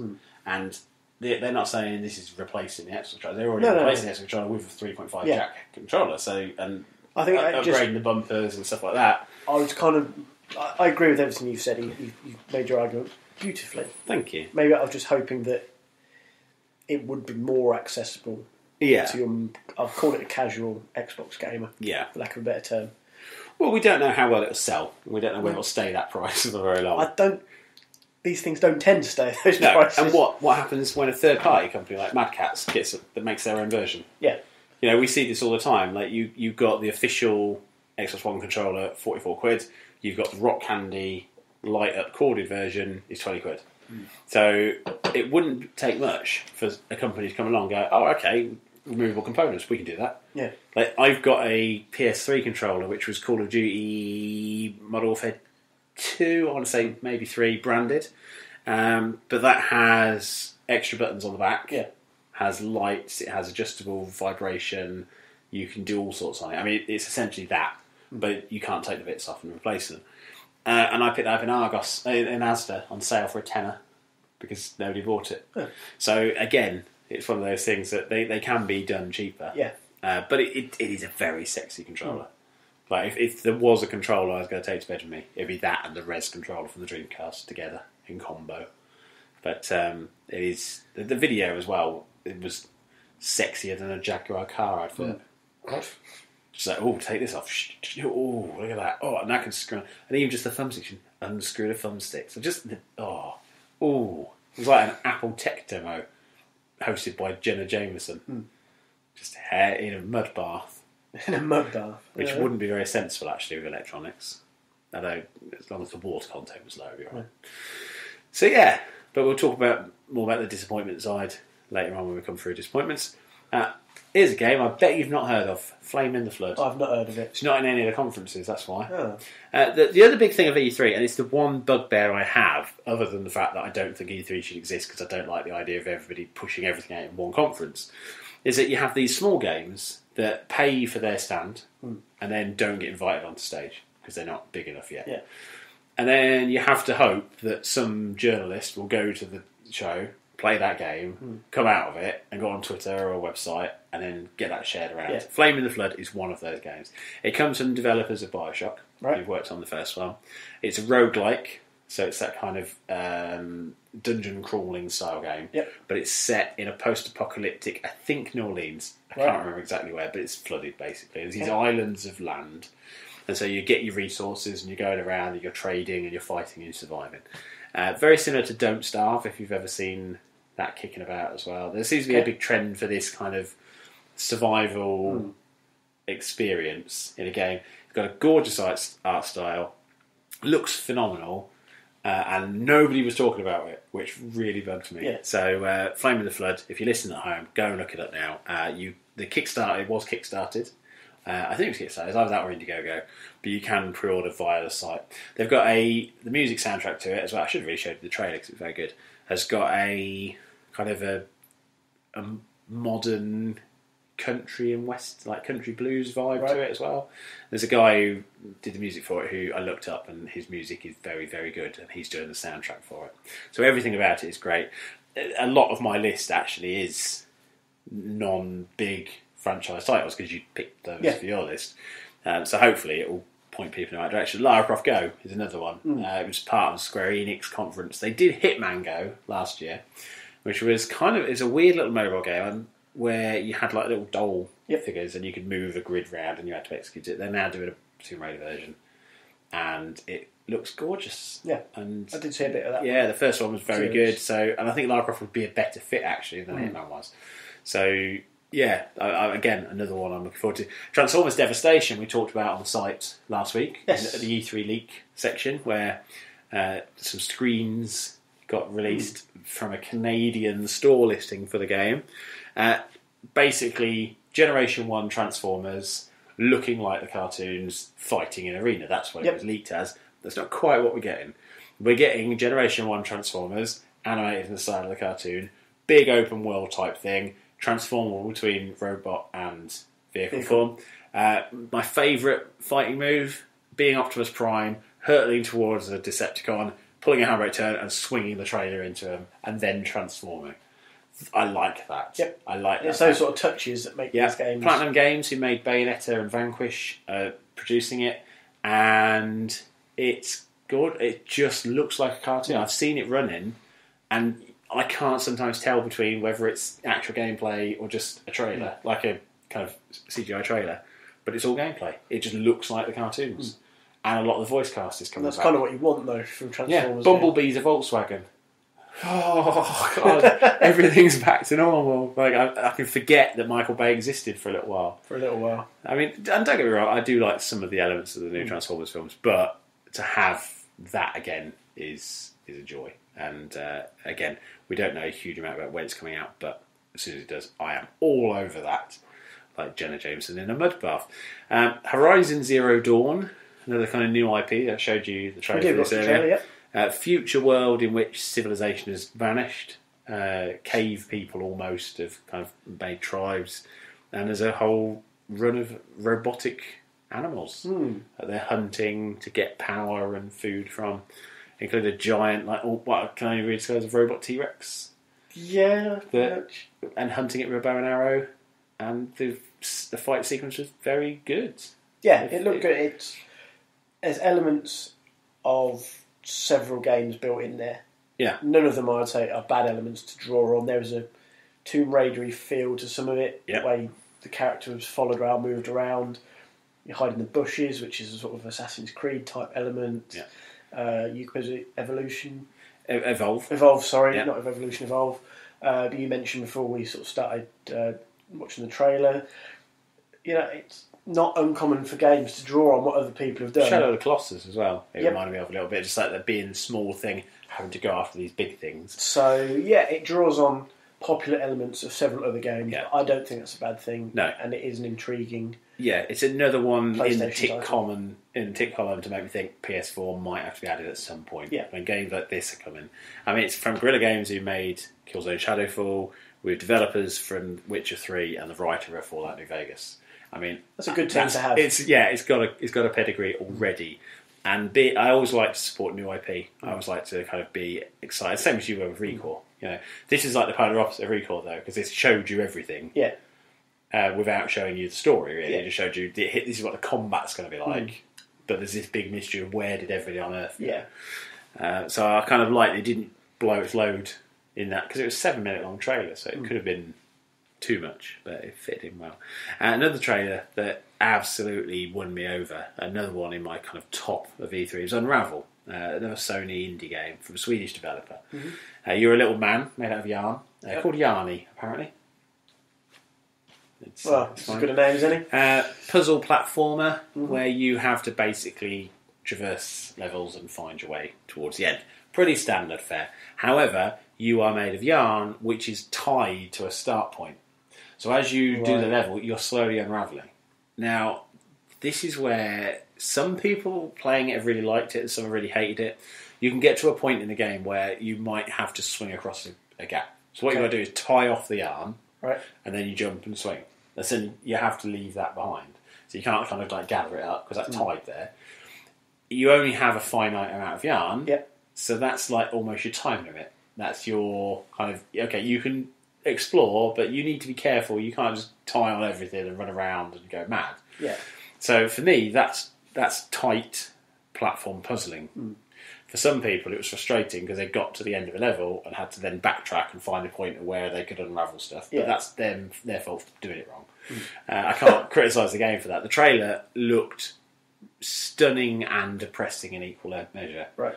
The developers said it's all about the further you get away from the people who care for you, the more your life will unravel. It's as subtle as a sledgehammer in terms of symbolism, but it's still that nice idea of having this very almost photorealistic world with this kind of tiny little yarn creature. Yarn also being a theme for Yoshi's Woolly World, which has been advertised on the telly recently. Yeah, which looks, again, another gorgeous game. Kirby's Epic Yarn on the Wii was phenomenal. The future's bright, the future's yarny, apparently. No Man's Sky, another Sony kind of exclusive. I know a lot of people before E3 were excited for this one. And less people after E3, apparently. A lot of people are now feeling underwhelmed. They feel like they've been teased a lot. I was going to say, is this because they thought they were getting one thing? Now we've seen a bit of it. It's a bit different to what expectations were. I saw what they've shown, and what they've shown impressed me. Then I read an interview with somebody who's actually played it, and now they understand how it works. So you're gathering resources on planets and exploring. You take the resources to trading stations. You trade that in to upgrade your equipment and your vehicles. Well, that's what I wanted from the game. That's what I expected from the game. There's other elements to it as well, but that's the big crux of it. Some people seem to suggest that all they should have done is had it where you can just explore. Yeah. And I'm like, well... It's a bit boring for a while. I want to have some purpose of why am I doing this? Why am I going here? And that kind of being able to trade your ship up, And when your ship's bigger, you can go further. So you can't just go from one side to the other. You have to have a ship capable of it. And then when you've done that, you then have to go an opposite way, and you can't gather that resource because your hold's not big enough. So you then need to go and do more to trade that. So I like the fact that there is that progression element as opposed to just being go here, go there, do this, do that. But yeah, I can understand why some people get despondent about stuff when they suddenly realise actually it's not this amazing, like, infinite world of possibility. It's just a game. I mean, but keep yourself grounded. Like, you can't just expect everything to be what it is in your head. And so I'm still very, very excited about that, but not as excited as I am about Ghost Recon Wildlands, which you saw the trailer for the first time today. Yeah, I missed the Ubisoft conference. History with Ghost Recon, a little bit checkered. Yeah. I tried one of them, I can't remember which one it was, on the original Xbox. Played a little bit, really got into it. When I got my first 360, I got Advanced Warfighter and NHL, whatever it was at the time, 08, and something else. Again, played a bit, never really pulled me in. No. I don't know what it was. Maybe because it was a squad-based game, I actually wanted a squad of other people. Mm-hmm. This feels like that game now. Yeah. Where you've got, again, elements that other games have done quite well. We mentioned Crackdown, we mentioned Far Cry and things like that when we were talking before the show. Yeah. But you've also got now that sort of Ghost Recon-esque options of how you approach a situation. Yeah. And you can hopefully do it with friends, which is what I think was missing for me personally before. So this one definitely has my interest, especially as I've matured as a gamer as well. These games hold much more appeal to me now than they did when I was a lot younger. Freedom of approach and team-based stuff is always a big sell when you kind of get to this point. For me, the old Ghost Recon games, I played those with a group of 3 other people, and I was the wrong kind of person for the way that they played. So they were very much, okay, send a drone up, do this, peek around a corner, mark the troops, take them out silently. I'm the sort of person, as you well know, where I'd rather have a shotgun, throw a few grenades over a wall and charge and shouting. So I never really got on very well. I'd always be the person who'd run ahead slightly and die, and everybody would be frustrated with me. And I kind of stopped playing them. As much as I enjoyed playing with other people, it was frustrating for both of us because they wouldn't support my play style and I couldn't support theirs. I physically cannot make myself do it. Becca will attest to this. We were fighting the Septis Prime strike. Yep. And I got towards the end and his health was low and I threw a grenade at his face and I jumped up and I was firing at him, hovered in the air doing the angel float thing, and then I just punched it until it exploded. And you could just, for anybody else watching, there's just me really angry, just jumping up and punching a big purple circle in the sky. But that's what I like to do. I like to have that close, like, real angry. I don't care if I die a few times. I just want to be the... If you punch a big boss and that's the thing that kills it, there's no better feeling in the world. Like, I stood from a distance shot of a gun. Oh, did you? I jumped up and I roundhouse kicked it in the nose. Yeah. I want to feel like that when I play a game. And that's what I wanted to feel like when I played Ghost Recon. I can now. The last mode of that was just run in and shoot everything and steal a truck and get out. And I want to do that. So, I might have to find a team of people who also want to do that. Yeah. But I dare say, even if I played this on my own, like I would have played Far Cry, I'll probably enjoy it just as much. The team-based element would improve from it, but I don't think it's going to, like you said, Ghost Recon felt lacking without a team. Yeah. I think the open world element to it, I mean, you can never be bored if you're on your own. Yeah. You'll find something to do. You might not want to take on a big stronghold on your own, but you could do little bits and pieces and build yourself up. And also it looks gorgeous. Like for pre-alpha footage. Yeah, particularly the attacking white hats place in the rain with all the neon light and it's just great. But probably not the biggest of the year because HoloLens. Do you know what? Did you see the HoloLens thing? Caught up on it. Do you know what most impressed me out of that entire thing? The camera rig that allowed you to see what the hologram display looked like. Because that was a pretty impressive piece of kit. I want to see a documentary about that camera rig because being able to sort of look down at a table and see the table disappear downwards. Like that's one thing if you've got a holographic display thing on. But it's quite another thing when you've got a camera that can make that happen work in real time. But as you were saying earlier, I mean, it is one of the things that we need to keep our feet kind of solidly on the ground and go, well, we've seen this kind of thing before, and it never quite come off as well. The things that I got most excited about, though, were the table. Like, the wall thing didn't really appeal to me too much. Like, the idea of your screen being projected onto a wall, that's fair enough, but I've got a TV on the wall, so I don't need the screen on the wall. But the idea of a play space that can be suddenly interactive.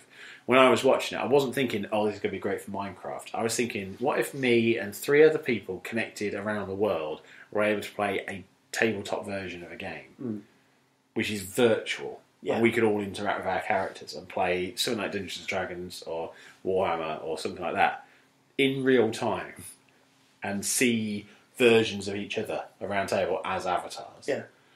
I mean, the scale for that is huge. A lot of the HoloLens is being developed for engineering works and design works and things like that. So it isn't really a gaming accessory, but it can be used that way. Yeah. And so we did see about the Oculus Rift have partnered with Microsoft to have the Xbox One controller be a controller for the Oculus Rift, and that it will be compatible with Windows 10 and some Xbox One games. So that's your entry-level VR headset.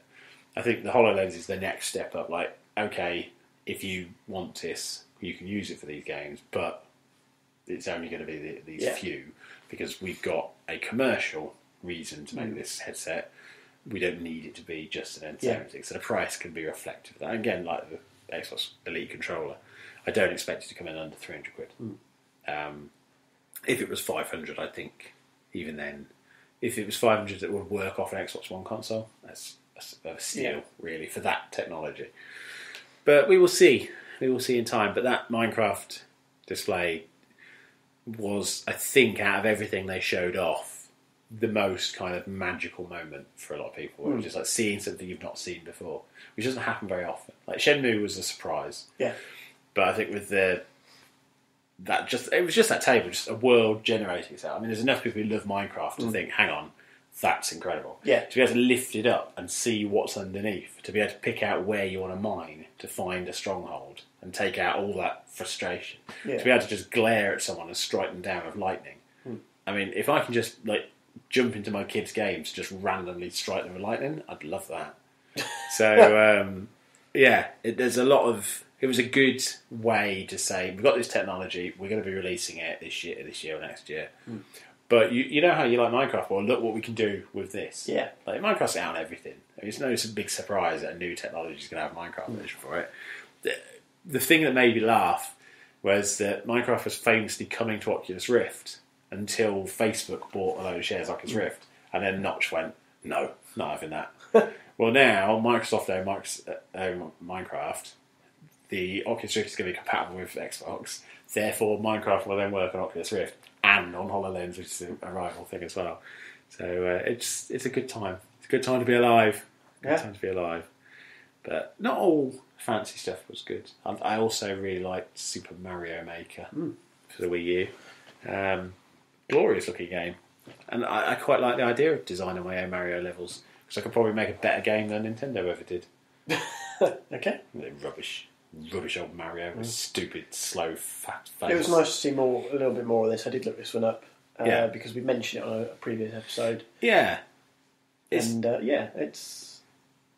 a fun thing for fans of the series. It's a creation tool and a game. And I like the idea, because if you look at things like Trials Evolution and Trials HD before that, the game was great, but the user-developed tracks were better. Yeah. Because people had ideas that the development team wouldn't have thought of. Actually, did you see I meant to ask you about this Trials Evolution, The Big Mystery. You see about this? There's been things hidden in there, like there's all these squirrels and things and songs that have always pointed to clues. They've finally found where the last clue is. Right? To the point that you know what the internet's like, they get hold of a mystery and then they start going through. Some of the clues pointed towards locations where they dug down and found metal boxes buried in the ground with items inside. Right. From that, they've managed to piece together a message that basically says, in 100 years' time, under the Eiffel Tower, somebody there will be given the key. Right. There's keys in the boxes, and if you take the key to the Eiffel Tower, in 100 years' time, there'll be something to open, there'll be a prize. Okay. And Red Links, who've developed the game, said they've put into place plans. And all I could think of is that somebody watched Back to the Future Part 3, and it's just going to be a kid with a key under the Earth Tower, and sort of going, well, I've got something for you. Just like pull it out of his jacket. But that is a pretty weird but awesome thing to do. Like, yeah, okay, you've got that key now, but you won't be alive to use it. Like, you've got to pass that down through the generations, and hopefully somebody will remember to go to the Eiffel Tower. I want to live for another 100 years just to see that, but I never will. Anyway. It's shit, isn't it? I do think it's fantastic. I just think that's like a totally mental thing to do, but it's worth looking at. If you listen at home, look into it. The whole story makes for better interest than most things on TV at the moment. But yeah, Mario Maker I really like. Another one that genuinely I knew I was going to look forward to, and I knew I was going to like it. Star Wars Battlefront. Yep, same. The demo they showed off was very impressive. Certainly was.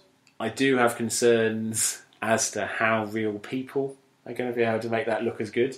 Because, yeah, it's alright if you can fly things that close to the ground and not crash into that precision. Yeah. Because anybody who's ever played Battlefield will know that half the flying vehicles end up crashing on the launch pad. Yeah. So I dare say there's going to be a TIE fighter squadron just crashed in the dock somewhere. And the same guy. I'm going to do this. I'm going to crash. And then just like loads of X-Wings never making it off Hoth. But other than that, I mean, it's got Luke Skywalker and Darth Vader and Boba Fett, and it just looks incredible. It looked like the first bit where you're running out of the ice base and you've got like the snow dropping. Yeah. It just looked like being part of Star Wars, which every game that's been good has always been. And yeah, I'm all over it. Absolutely lusting for it even. But again, it's one of those games that's going to live or die on whether people can play it properly. So if they can make the flying system easier, that will help massively. There seems to be no talk of space battles. They did say they're not going to do any space battles at one point. Kind of glad of that. I don't know how well they'd work. We know we've got a new X-Wing vs TIE fighter in the way, so I think concentrate on that whole Battlefront idea. Have that idea of everybody on the ground. Battle of Endor stuff looked great as well. You know, it was always going to be a game I add to my collection, but it was really nice to see Luke Skywalker and Darth Vader duking it out on the Hoth. Changing history. But and talk about history, Assassin's Creed Syndicate. Yep. Or as I like to call it, Assassin's Creed Core Blimey Governor. Because it's a lot of that. But I still really... this is the most excited I've been for an Assassin's Creed game since Assassin's Creed Brotherhood. I really like 2, and Brotherhood sort of promised me more of that. After that, they've all sort of been a little bit... There's something I've not liked about each of them. But I love Victorian London. It's one of my big kind of history nerd things. And so to be a part of that, be smack in the centre of the Industrial Revolution, like the age of steam and the age of industry, and this whole battle between the classes, and I really like that. So I sometimes think you've got to be interested in the story. Do I have any interest in the American independence wars? No. So Assassin's Creed 3 was always going to be a hard sell for me because I just didn't care. Renaissance Italy, I did really have an interest in, so I really liked Assassin's Creed 2. Piracy, I really liked, so much so I never really went on land. So it kind of defeated its own object, and Unity I've not really played through yet. But Syndicate is one that I will also hopefully be getting a new figure for my collection, because I am... I do wish they didn't have 2 lead characters this time, because now it means I've got to buy 2 of everything. But it's what can you say really? I mean, it's Assassin's Creed. Yeah, they're not having a multiplayer, which is a smart move. Yeah, I played multiplayer on, was it 3 or was it Brothers? It's one of them. Brotherhood I would struggle to. See, I really like the multiplayer. I really like the idea of kind of hunting someone while you're being hunted and having to blend in with the crowd. And like we were talking about with that We Happy Few last week, that's that same gameplay style of not behaving in a way that immediately identifies you. Yeah. But the problem was, it was too different to the main game. And if you're going to spend 6 months developing a multiplayer game that most people want to play single player, stop doing that and concentrate on the single player. And I really want Syndicate. as quickly as possible. Well, not as quickly as possible, I want it finished. But, yeah, and that is our 23 things about E3. Yeah, or 20 things we liked at E3. Yeah. I mean, there's lots of other things at E3 that we liked, but they were the ones that mostly jump to mind when we think about E3. I actually struggled to think of 11 things that I stuck in my head without even looking them up. There was a couple of bits that's firmly stuck out. Fallout 4 obviously was one of them. There were a few other bits looking back. I think, oh yeah, that's coming. That's the thing. But yeah, I mean, some of them are quite small. Just seeing a little bit of the new Doom, as I said, mixed emotions perhaps, because what I remember of Doom 1 and 2 and the disappointment of Doom 3. So, there is apprehension, but equally they were highlight points because this is what it's going to look like. Yeah, I think it does look pretty good. For me as well, the E3 is just so exhausting. There's so much information to filter through. I mean, as I was saying, I've done 2 other podcasts, both of which have been 3 hours long, and we've not had time to really discuss anything at length, which is one of the reasons I wanted to pare that down for us, so we could spend 5 minutes on each of these games and it not be a massive show. We're an hour and a half in, and we've pretty much done our E3 summary, which is great. But what I usually do with E3 is the week after, there's a website called Game Trailers that just has every game trailer that's ever released. I just watch them through there. There's an Xbox 360 app, and you just watch them all straight through the app in HD. And that's what I end up doing. Because you watch a conference and things don't stick always. Well, it's like at Christmas when you've got 10 presents. Whatever that first present is, you're bound to have forgotten you've got it by the time you've opened it. I was just going to say, if you ask somebody what came before Microsoft announced backwards compatibility, could they tell you? I don't think I'd remember. Even if that was the first thing, if you said, what came before it? Trick question. What came before it? Because it's those things that immediately you think, okay. And not many people are going to go, that's a trick question. That's what they led up. That was what they started with. It's but that's as it should. I think it was the Rare collection. I think before backwards compatibility. Yeah, I think so. Do you know what we didn't touch on, which I'm surprised actually neither was brought up? PC mods for Fallout 4 being available in the Xbox One and probably the PlayStation 4. Sounds it. That's quite exciting news. Again, and it's another thing of this bringing together of PC and Xbox game that Microsoft are doing. Windows 10 being very cross-platform friendly. It doesn't surprise me that Microsoft are very open to this now in a time where they weren't previously. When you look at Fable Legends, it's cross-platform, straight from the ground up. So to have mods coming in makes sense if you're going to have your games available across two. I mean, we know Fallout 4's coming to PC, so we know it's going to be on Xbox One. If they're both essentially the same game, then it is difficult to do it. But it is interesting. If you speak to people who play on a PC, they're very excited about that. If people are in the modding field, they're very excited about the idea of modding stuff for the game. People who are just into consoles, most of them are like, okay, because they've never realised what you can do. So it is one of those kind of things. Dalek pointed out the show last night that we did, which if you want to listen to, it's on the Monday Movie Show podcast feed. It's worth skipping through. He said that if you show a console gamer the Macho Man Randy Savage mod for Skyrim, where all the dragons have Macho Man's head and just say, oh yeah, very often they'll look at you as if say, well, that's just weird. Why would you do that? Yeah. And that's kind of hopefully there'll be enough people who have kind of are on both. The point is that you can do it. Yeah. That's the exciting part. Yeah. Not all the mods are going to be for all people. No. And some of those mods you might use once and go, and then you'll take it off. Like the Zoidberg mod for Skyrim on PC, which turned all the mud crabs into Zoidberg. Yeah. The point is you can do it, and that opens up so much more potential. Yeah. Because some of the mods, yes, they are stupid. Others are frigging brilliant. My big must-have mod for Fallout 4, when they announced it, the first time I did was a 1980s radio station. Because why not? It's 21 whatever. It's set, so 200 years ago back, 1950s, whatever. I'm like, well, what if, a bit like Bioshock, you can have that? So I'd quite almost like Grand Theft Auto's playlists into Fallout. So I'd go to Pip-Boy and listen to Dr. Fox. Obviously not Dr. Fox, because, but Jimmy Savile. No, not Jimmy Savile. Name a DJ who's not been arrested. I can't. All right, well, listen to some classics. Tony Blackburn. Mike Smith, he died. Yeah, before they could get him for anything. All right. But no. Tony Blackburn. Tony Blackburn, who I watched drive to work to Luton the other day via Periscope. He tucked it in his top pocket and he drove to Luton. And he was talking about... I'm really struggling with Periscope. You're not helping. It was fascinating because then he stopped. He turned the camera around and he was there with his glasses, like first thing in the morning, to do radio. So he's not dressed up. He's not showbiz. And he was like, so this building used to be an abattoir, and it's very interesting. I don't have my own parking. It was like It was like watching Alan Partridge live.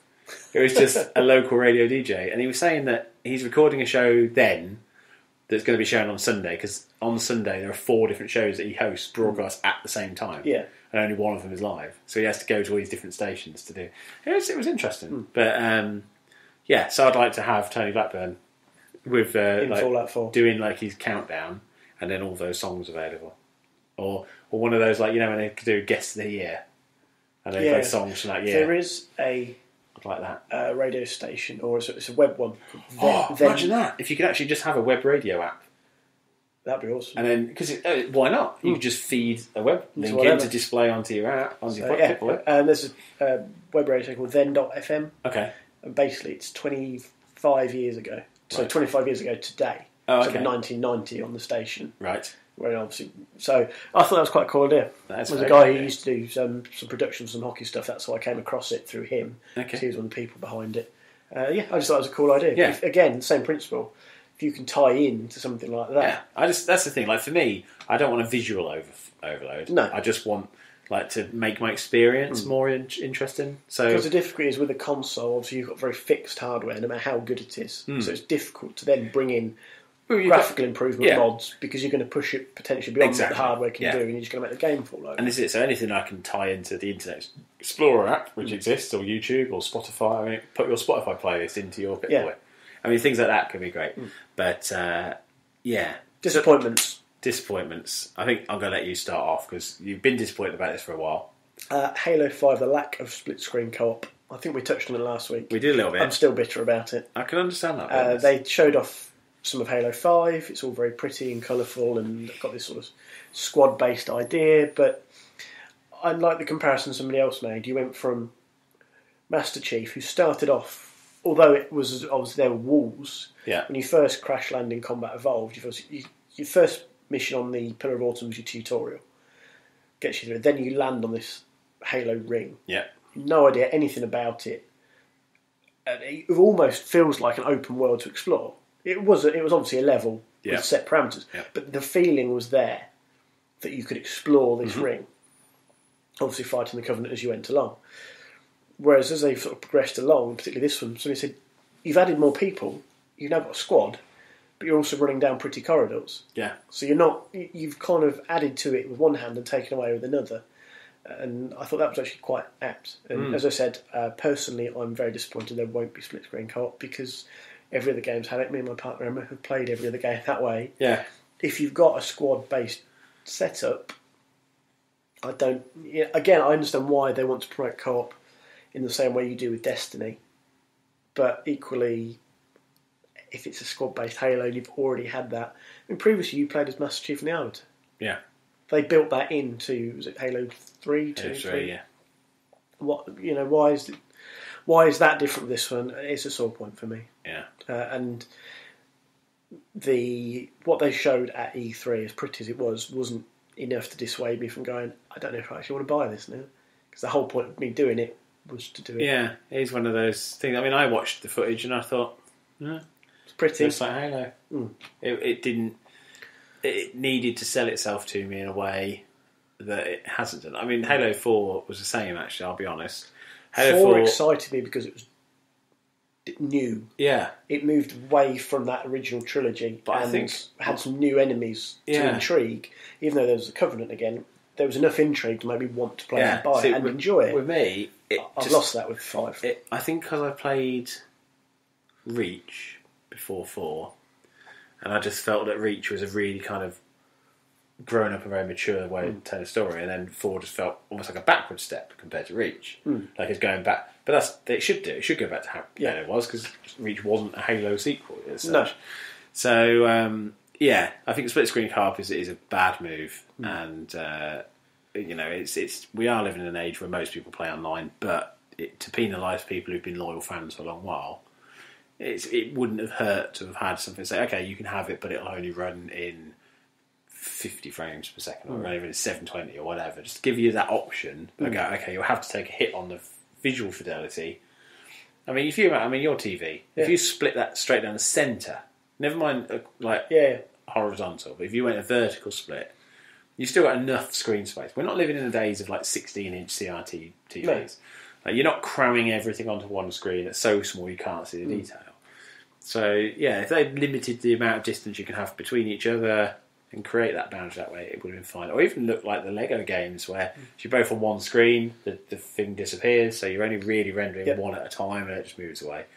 But, it annoys me in an age where Need for Speed can have almost near full motion visuals and spin cameras around and stuff like that, and yet you can't have co-op on one screen on some games, which I can understand your frustration. Equally, the new controller costing £130. We mentioned it. Yeah, I mean, it's disappointing. Just to reiterate the point I put on the list. It's a drive at home, Microsoft. It's a lot of money. A few websites were offering it up for £47 as a pre-order price, I chucked a pre-order on one, but it got refunded about an hour later. And they apologised and said it was just a placeholder price, but I could pre-order it if I wanted for $139.97. I was like, no. See, that's where it also comes in. I think it was Fussifology said that the conversion is a normal sort of dollars to pounds. Yeah. I had a bit of a rant about it, partly because I've kind of been stung by this before the hockey kit. Yeah. So it's a sore point for me, and I tend to get a little bit irrational over it.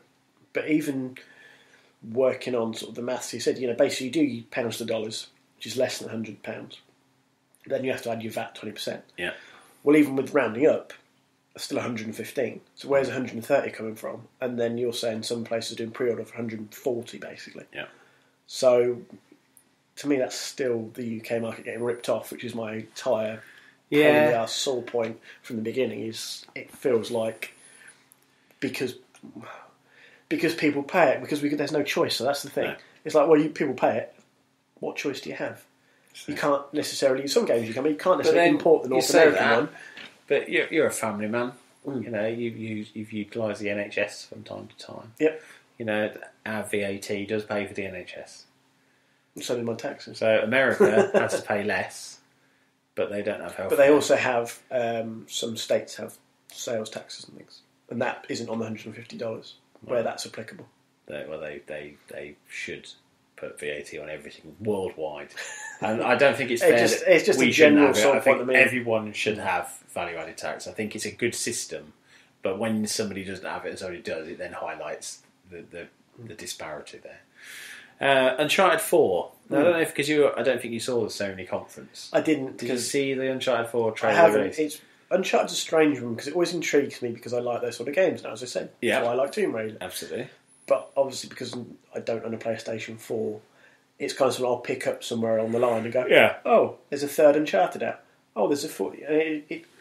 I'm not locked into it. No. Because, not that I don't care, it's that it doesn't affect me. Yeah. I mean, I really like Uncharted. The second one is probably one of my favourite games I've ever played. But not because it was a really, really good game, but thank you. But because I want to have the experience of a game that is designed in a way that feels interactive. And with Uncharted 2, there was a scene of a train hanging off a cliff, and as you climbed up it, elements would fall off. So you'd hold onto a chair, and then the chair would fall out. You'd have a minor little cutscene that would drop you to a new location, and you had to climb again. And that is something that Uncharted always did very well. With Uncharted 4's trailer, it started off with walking through a crowd. And the other thing that, with Uncharted 3, I think it was, they did a thing where if Nathan Drake was walking between some people, he would casually just kind of put his hand on them and move them to one side slightly. Or he'd put his hand on a wall as he walked down. Assassin's Creed style. Yeah, but they sort of did it first. And it was nice because it gave you that physical reality, really. You're not just a character. It was a little bit more immersive than it might have been. So they had him kind of walk through a crowd, he bumped into somebody and went, oh, I'm sorry, buddy, and reacted to the person, which was very nice. Then there was a shootout, and it showed destruction of cover. Mm-hmm. It was very, very good. And then they got into a car, and they were driving to a tower in the distance, and they were being chased by armoured vehicles. And normally that would be like, oh, brilliant. For the first time in, as far as I can remember properly, first time in an Uncharted game, you can drive a vehicle. Yeah. And it looked like an on-rail section, but you weren't on rails. And it just looked tedious. Yeah. Like, it was 4 minutes of a chase sequence that looked interesting to watch, but I imagine would be really boring to play. Because you had to be on the ball all the time, go down this side road, jump off that bridge. I mean, the idea was there might be like a railing, okay, so you've got a bridge, or you can drive through that railing. But unless you know that, yes, you can drive through that railing and there's not a river underneath, whatever, you wouldn't do that normally. You'd try and stay on the road. So is the game going to nudge you in those directions? And if it does, then it's not free control. So why not have it on rails? Like, let me be in the back firing grenades off. I don't mind. An on-rail section in a game like that is par for the course. I'm okay with that. But it kind of gave that illusion of free control that would be so exciting. And loads of people were like, oh, it's incredible. I was like, really? Like, I'm very excited about Uncharted 4. There are lots of reasons to be excited about it, but the idea of having half-assed car chases that give you control. I mean, you take any other game like that, it's never done well. So that's why On Rails was invented, because it gave you an opportunity to have some control while still feeling like you were in an exhilarated car chase. And that was their big thing. That's their big thing they showed. Like, of all the stuff they showed in Uncharted 4, less on the story, less on this, less on that, but let's show you this uninspiring car chase. It seemed to absolutely whip the fanboys into a frenzy, but for me it was just like, all right then, if that's what you've got, fair enough. But maybe because it's the fourth one in the series, well, I'm getting a bit tired of the same old things, like, oh, there's this big chase scene, oh, there's a big thing of that. I still want to play it desperately. When it comes out again, it's another one on my big checklist of why I should get a PS4. But I thought, if you're going to put it on a big show, Fallout did it so well, Battlefront did it so well, Uncharted 4 I don't think did. So yeah, that was upsetting. As was, even though Nintendo said there wouldn't be any Nintendo NX at the conference, I'm very disappointed they didn't cheekily just say, oh, by the way, and like hold something up, or just show a rough concept design, or some developers who are working on games with NX alluding to it. I sort of pondered this. I did the pre-E3, what the community wants type thing. And that was one thing I sort of pondered, having the NX on the horizon. Because people know it's been developed. Yeah. And it's probably going to be there next year. Having that on that horizon, or casting that shadow, doesn't that just hurt them this year? Yeah. Because, like, we mentioned Star Fox. We've got Star Fox. Yeah. Didn't really inspire. It's like, Star Fox, we've got this sort of Mario-based game, whatever it may be, Mario Party or whatever it is. We've got this, and we've got this. But there's this big elephant in the room, because standing over Nintendo's shoulder. Nintendo developing games for it as well. That's the point. Like, they can't talk about that console. Buy a Wii U. Talk about the Why games. would I buy a Wii U and there's the NX coming in 12 months' time? And if you tell everybody that the NX is going to be a handheld, then you'll sell more Wii U consoles. Because at the moment, we know there's a new piece of hardware. We don't know whether it's a phone, we don't know whether it's a handheld, we don't know whether it's a home console. So they're hurting themselves by not giving some pointer as to what it is. Like, if the rumour says that it's Android operating system, come out and say we're going to be working to create a device powered by Android. Because then it still could be a home console like the UVR or the Game Stick. Or it could be a handheld like a smartphone. You know, or the what should we call it? I can't remember what it's called now, but it's like a tablet, like not an Asus, but it's a tablet game thing with an Android. If they could just say that, I would have thought that a lot of people would have been far more happy with the Nintendo conference, which, for all of its puppet versions of Reggie and co, and all of its laughing and joking and look, we're celebrating the anniversary of Mario. Yeah, you're celebrating the anniversary of Mario with Mario Maker and Mario Tennis and no new Mario game. Like, why not celebrate the anniversary of Mario by announcing that every previous retro Mario game is going to be free to download on the NX? Why not celebrate it and say, okay, you know, pre-order only, you can get this at the end of this year, or whatever. And instead they just kind of went, oh, you're working on this, but we'll talk about that next year. Yeah. Well, great. Well, thanks for that. Or you've done a Nintendo World Championship, but you've gathered everybody from tournaments you held in Best Buy in America. Like, it's not really a World Championship if you're only allowing American Best Buy customers to enter. Yeah. And I was saying this to someone the other day, like that's the equivalent of, in the UK, them holding the World FIFA Championships at Eurogamer, and only allowing customers from Audi to take part. It just absolutely stank of ridiculousness. Like, a lot of it was very Nintendo, but because, like you say, because of that shadow on the horizon and their resilience to talk about anything, they're almost stuck in their ways to the point of their own detriment. Yeah. Because I know a lot of people like the videos that they do, but this year with E3, you kind of wanted them to almost just take a step out from that comfort zone, just slightly, because of this. Yeah, but the problem is they've got one big game coming out this year, and that's Star Fox. They've got no Zelda this year. They've got no new Donkey Kong. You've got no new big Mario game. You've got Mario Maker, admittedly, but beyond that, they really are struggling for what to do. And I think, if you ask people what was the most disappointing conference, most of them would say, although it was obviously the PC game one, which was just bizarre, it was the Nintendo conference, because it just did nothing. Yeah. Like EA, their conference was, well, look at this new player model, and look at the Hoop King, or whatever he's called. And everybody was like, this is so boring, it's EA go to sleep. Gave people some of the EA access stuff. Exactly.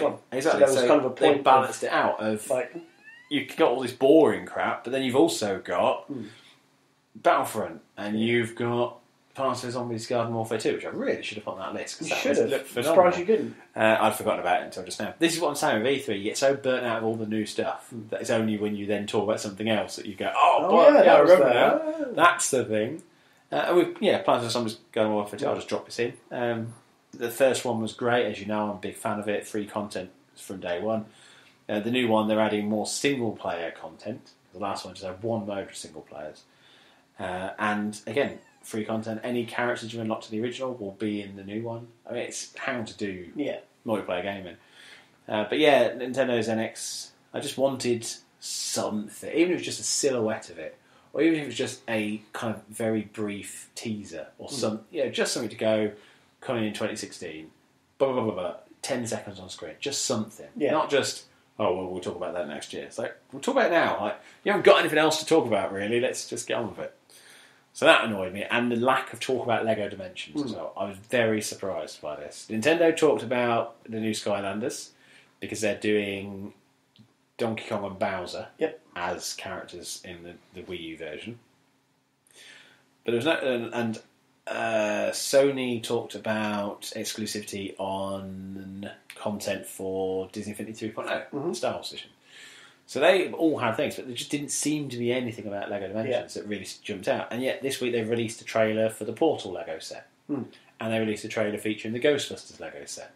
And they featured a trailer with the Back to the Future stuff. Like, of all the things I would have put on show, if I was Microsoft, that's the one thing I would absolutely hammered it. That would be my first game. Like, let's start off with that. Let's have like a stage built out of Lego. Let's have something there. Have life-size Lego, But no, nothing about it, which really depressed me, because it's going to be one of the biggest selling games of the year. Yeah. And it was almost like they knew it was going to be a big seller. So that's that. Yeah. Nothing there. And then Sony talked about The Last Guardian, which became a bit of an industry joke. And everybody assumed 1 minute, it's never going to happen. Oh, it's going to happen. No, definitely not happen. Oh, we might see it at E3. We won't see it at E3. Are you going to have it at E3? We're not going to have it at E3. Is it going to be a Tokyo Game Show? No, it's not going to be a Tokyo Game Show. And now it is coming to PlayStation 4. Still looking like a PlayStation 3 game. I thought that from the bits I've seen it. Which is not... It's not bad. I mean, we've talked about this before. You don't have to have new-gen visuals for a game to be good. But if you're going to delay a game for that long, there should be some notable step up. Like, even Duke Nukem Forever managed to look like a like a last gen 360 game. Yeah. With all the harassment and hassle it had, it still got to that point where you go through. But, it's nice to know it's on the way. I am happy that it's coming, but I don't know. I loved Shadow Colossus. I loved Ico. I really want to play The Last Guardian, but I looked at that trailer and I just thought, a release date? No, just next year sometime. Oh, okay. Yeah. Show me something then. Don't uninspired. Basically. It felt like when Nintendo basically did very little, they could have made a bigger deal out of this, or they could have just shown it briefly. If you haven't got much to show, fine. Yeah. Don't try and show something off there because it just hurts you longer term. But other than that, there weren't a huge amount of disappointment, other than the scheduling. The time very zone tiring. was always difficult. So they really need to start doing things fairer for the UK. I don't think it's fair to just do stuff by morning to evening in America. They need to think about that more carefully. Like Sony doing a conference 2 a.m. just made it difficult for a lot of people to even want to watch it. The Microsoft one fell in at a good time for most people. Obviously not if you work, but it does most years though. It always falls like that. But like the Bethesda one, I stayed up to watch it. I had to. It was worth staying up to watch. But it was just a slog. I managed to stay through. I got to the PC conference and I started to nod off a little bit during that because they were talking about here's a new graphics card. Ooh, I've not slept for like 2 days. Let's just get on and do this. And I wore the same pair of pants for the whole weekend as well. So, that's good. They're a Scottish tartan pants that my mum bought me from Scotland when she went on holiday. I took them off while recording the MGP show, forgetting that the PC one hadn't started at that point. So, put them back on again later. But that was our Twent-E3 show. I think it was a good one. Yeah. It wasn't, didn't set the world on fire. All right. But you Fallout references again? Yeah. But that's the thing. I refuse to be one of those who won. Because Bethesda's was a very competent one. Ubisoft's was very funny and self-effacing. Sony had Shenmue. For all the questions about it, that's still a big huge step for gaming. Microsoft had backwards compatibility, which again is something that shows that Microsoft are willing to do more. Overall, all we learnt was putting somebody in a big costume doesn't necessarily equate to a better show. They have one guy dressed as the moon to celebrate Nia, which just looked creepy. One guy dressed as a giant zombie for Plants vs Zombies. Didn't really work. We also learned that if you want to demo Uncharted 4, probably best to make sure it's definitely working before you go live because it fell down and they had to go for a pre-recorded one. I also like when they cut to people who are playing the games on stage. So you're literally just watching someone stand on stage. You get the feeling like the only reason they're doing that is to say that this is actually a live demo. Okay, you could just put that down the bottom. Picture in picture. Yeah. You don't need to sit there and go, okay, let's just show a beardy man or a lady or whatever. The other thing I did notice, a lot of female characters in leads this year, which I don't necessarily think is a big step for feminism. I just think it's as it should be. It's like natural progression. If a story makes sense for a female lead, have a female lead. If it doesn't, don't. Nobody should feel obliged to push toward a certain direction. That's absolutely fine. But it's good. It's heartening to see that sort of come through, and I also just like the fact that indie games have got as big a stage presence as smaller games. Like Cuphead, that was another one I'd forgotten about till just now. Yeah, it looks like a 1930s cartoon. It looks amazing, and Microsoft gave 8 minutes of their conference over to it. So, and early access as well to games. So, like Elite Dangerous, if you're in the preview program, you can try that as an early access, which I did. I got an hour's demo of it for free, and I can play it before it's finished and while it's in development, and it costs me £25 if I want it. That's cheaper than it is on Steam now. The early access for Steam is £100.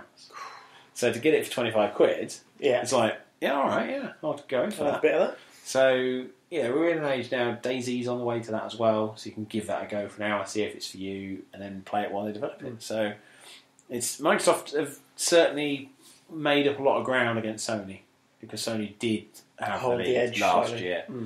But nobody won. We won. We won as gamers. Retailers won for having loads of stock. That's all that matters. Anyway, I hope you've all enjoyed the show. Have you enjoyed the show, Rob? I've enjoyed the show. That's good. It's nice to do a show where we can have tea afterwards. If you want to rate us or drop a review on iTunes, that would be fantastic. Also, if you could go onto Spreaker and sort of like the episodes on there, if you listen via there, that also helps. It just bumps us up the charts, gets some new people to listen.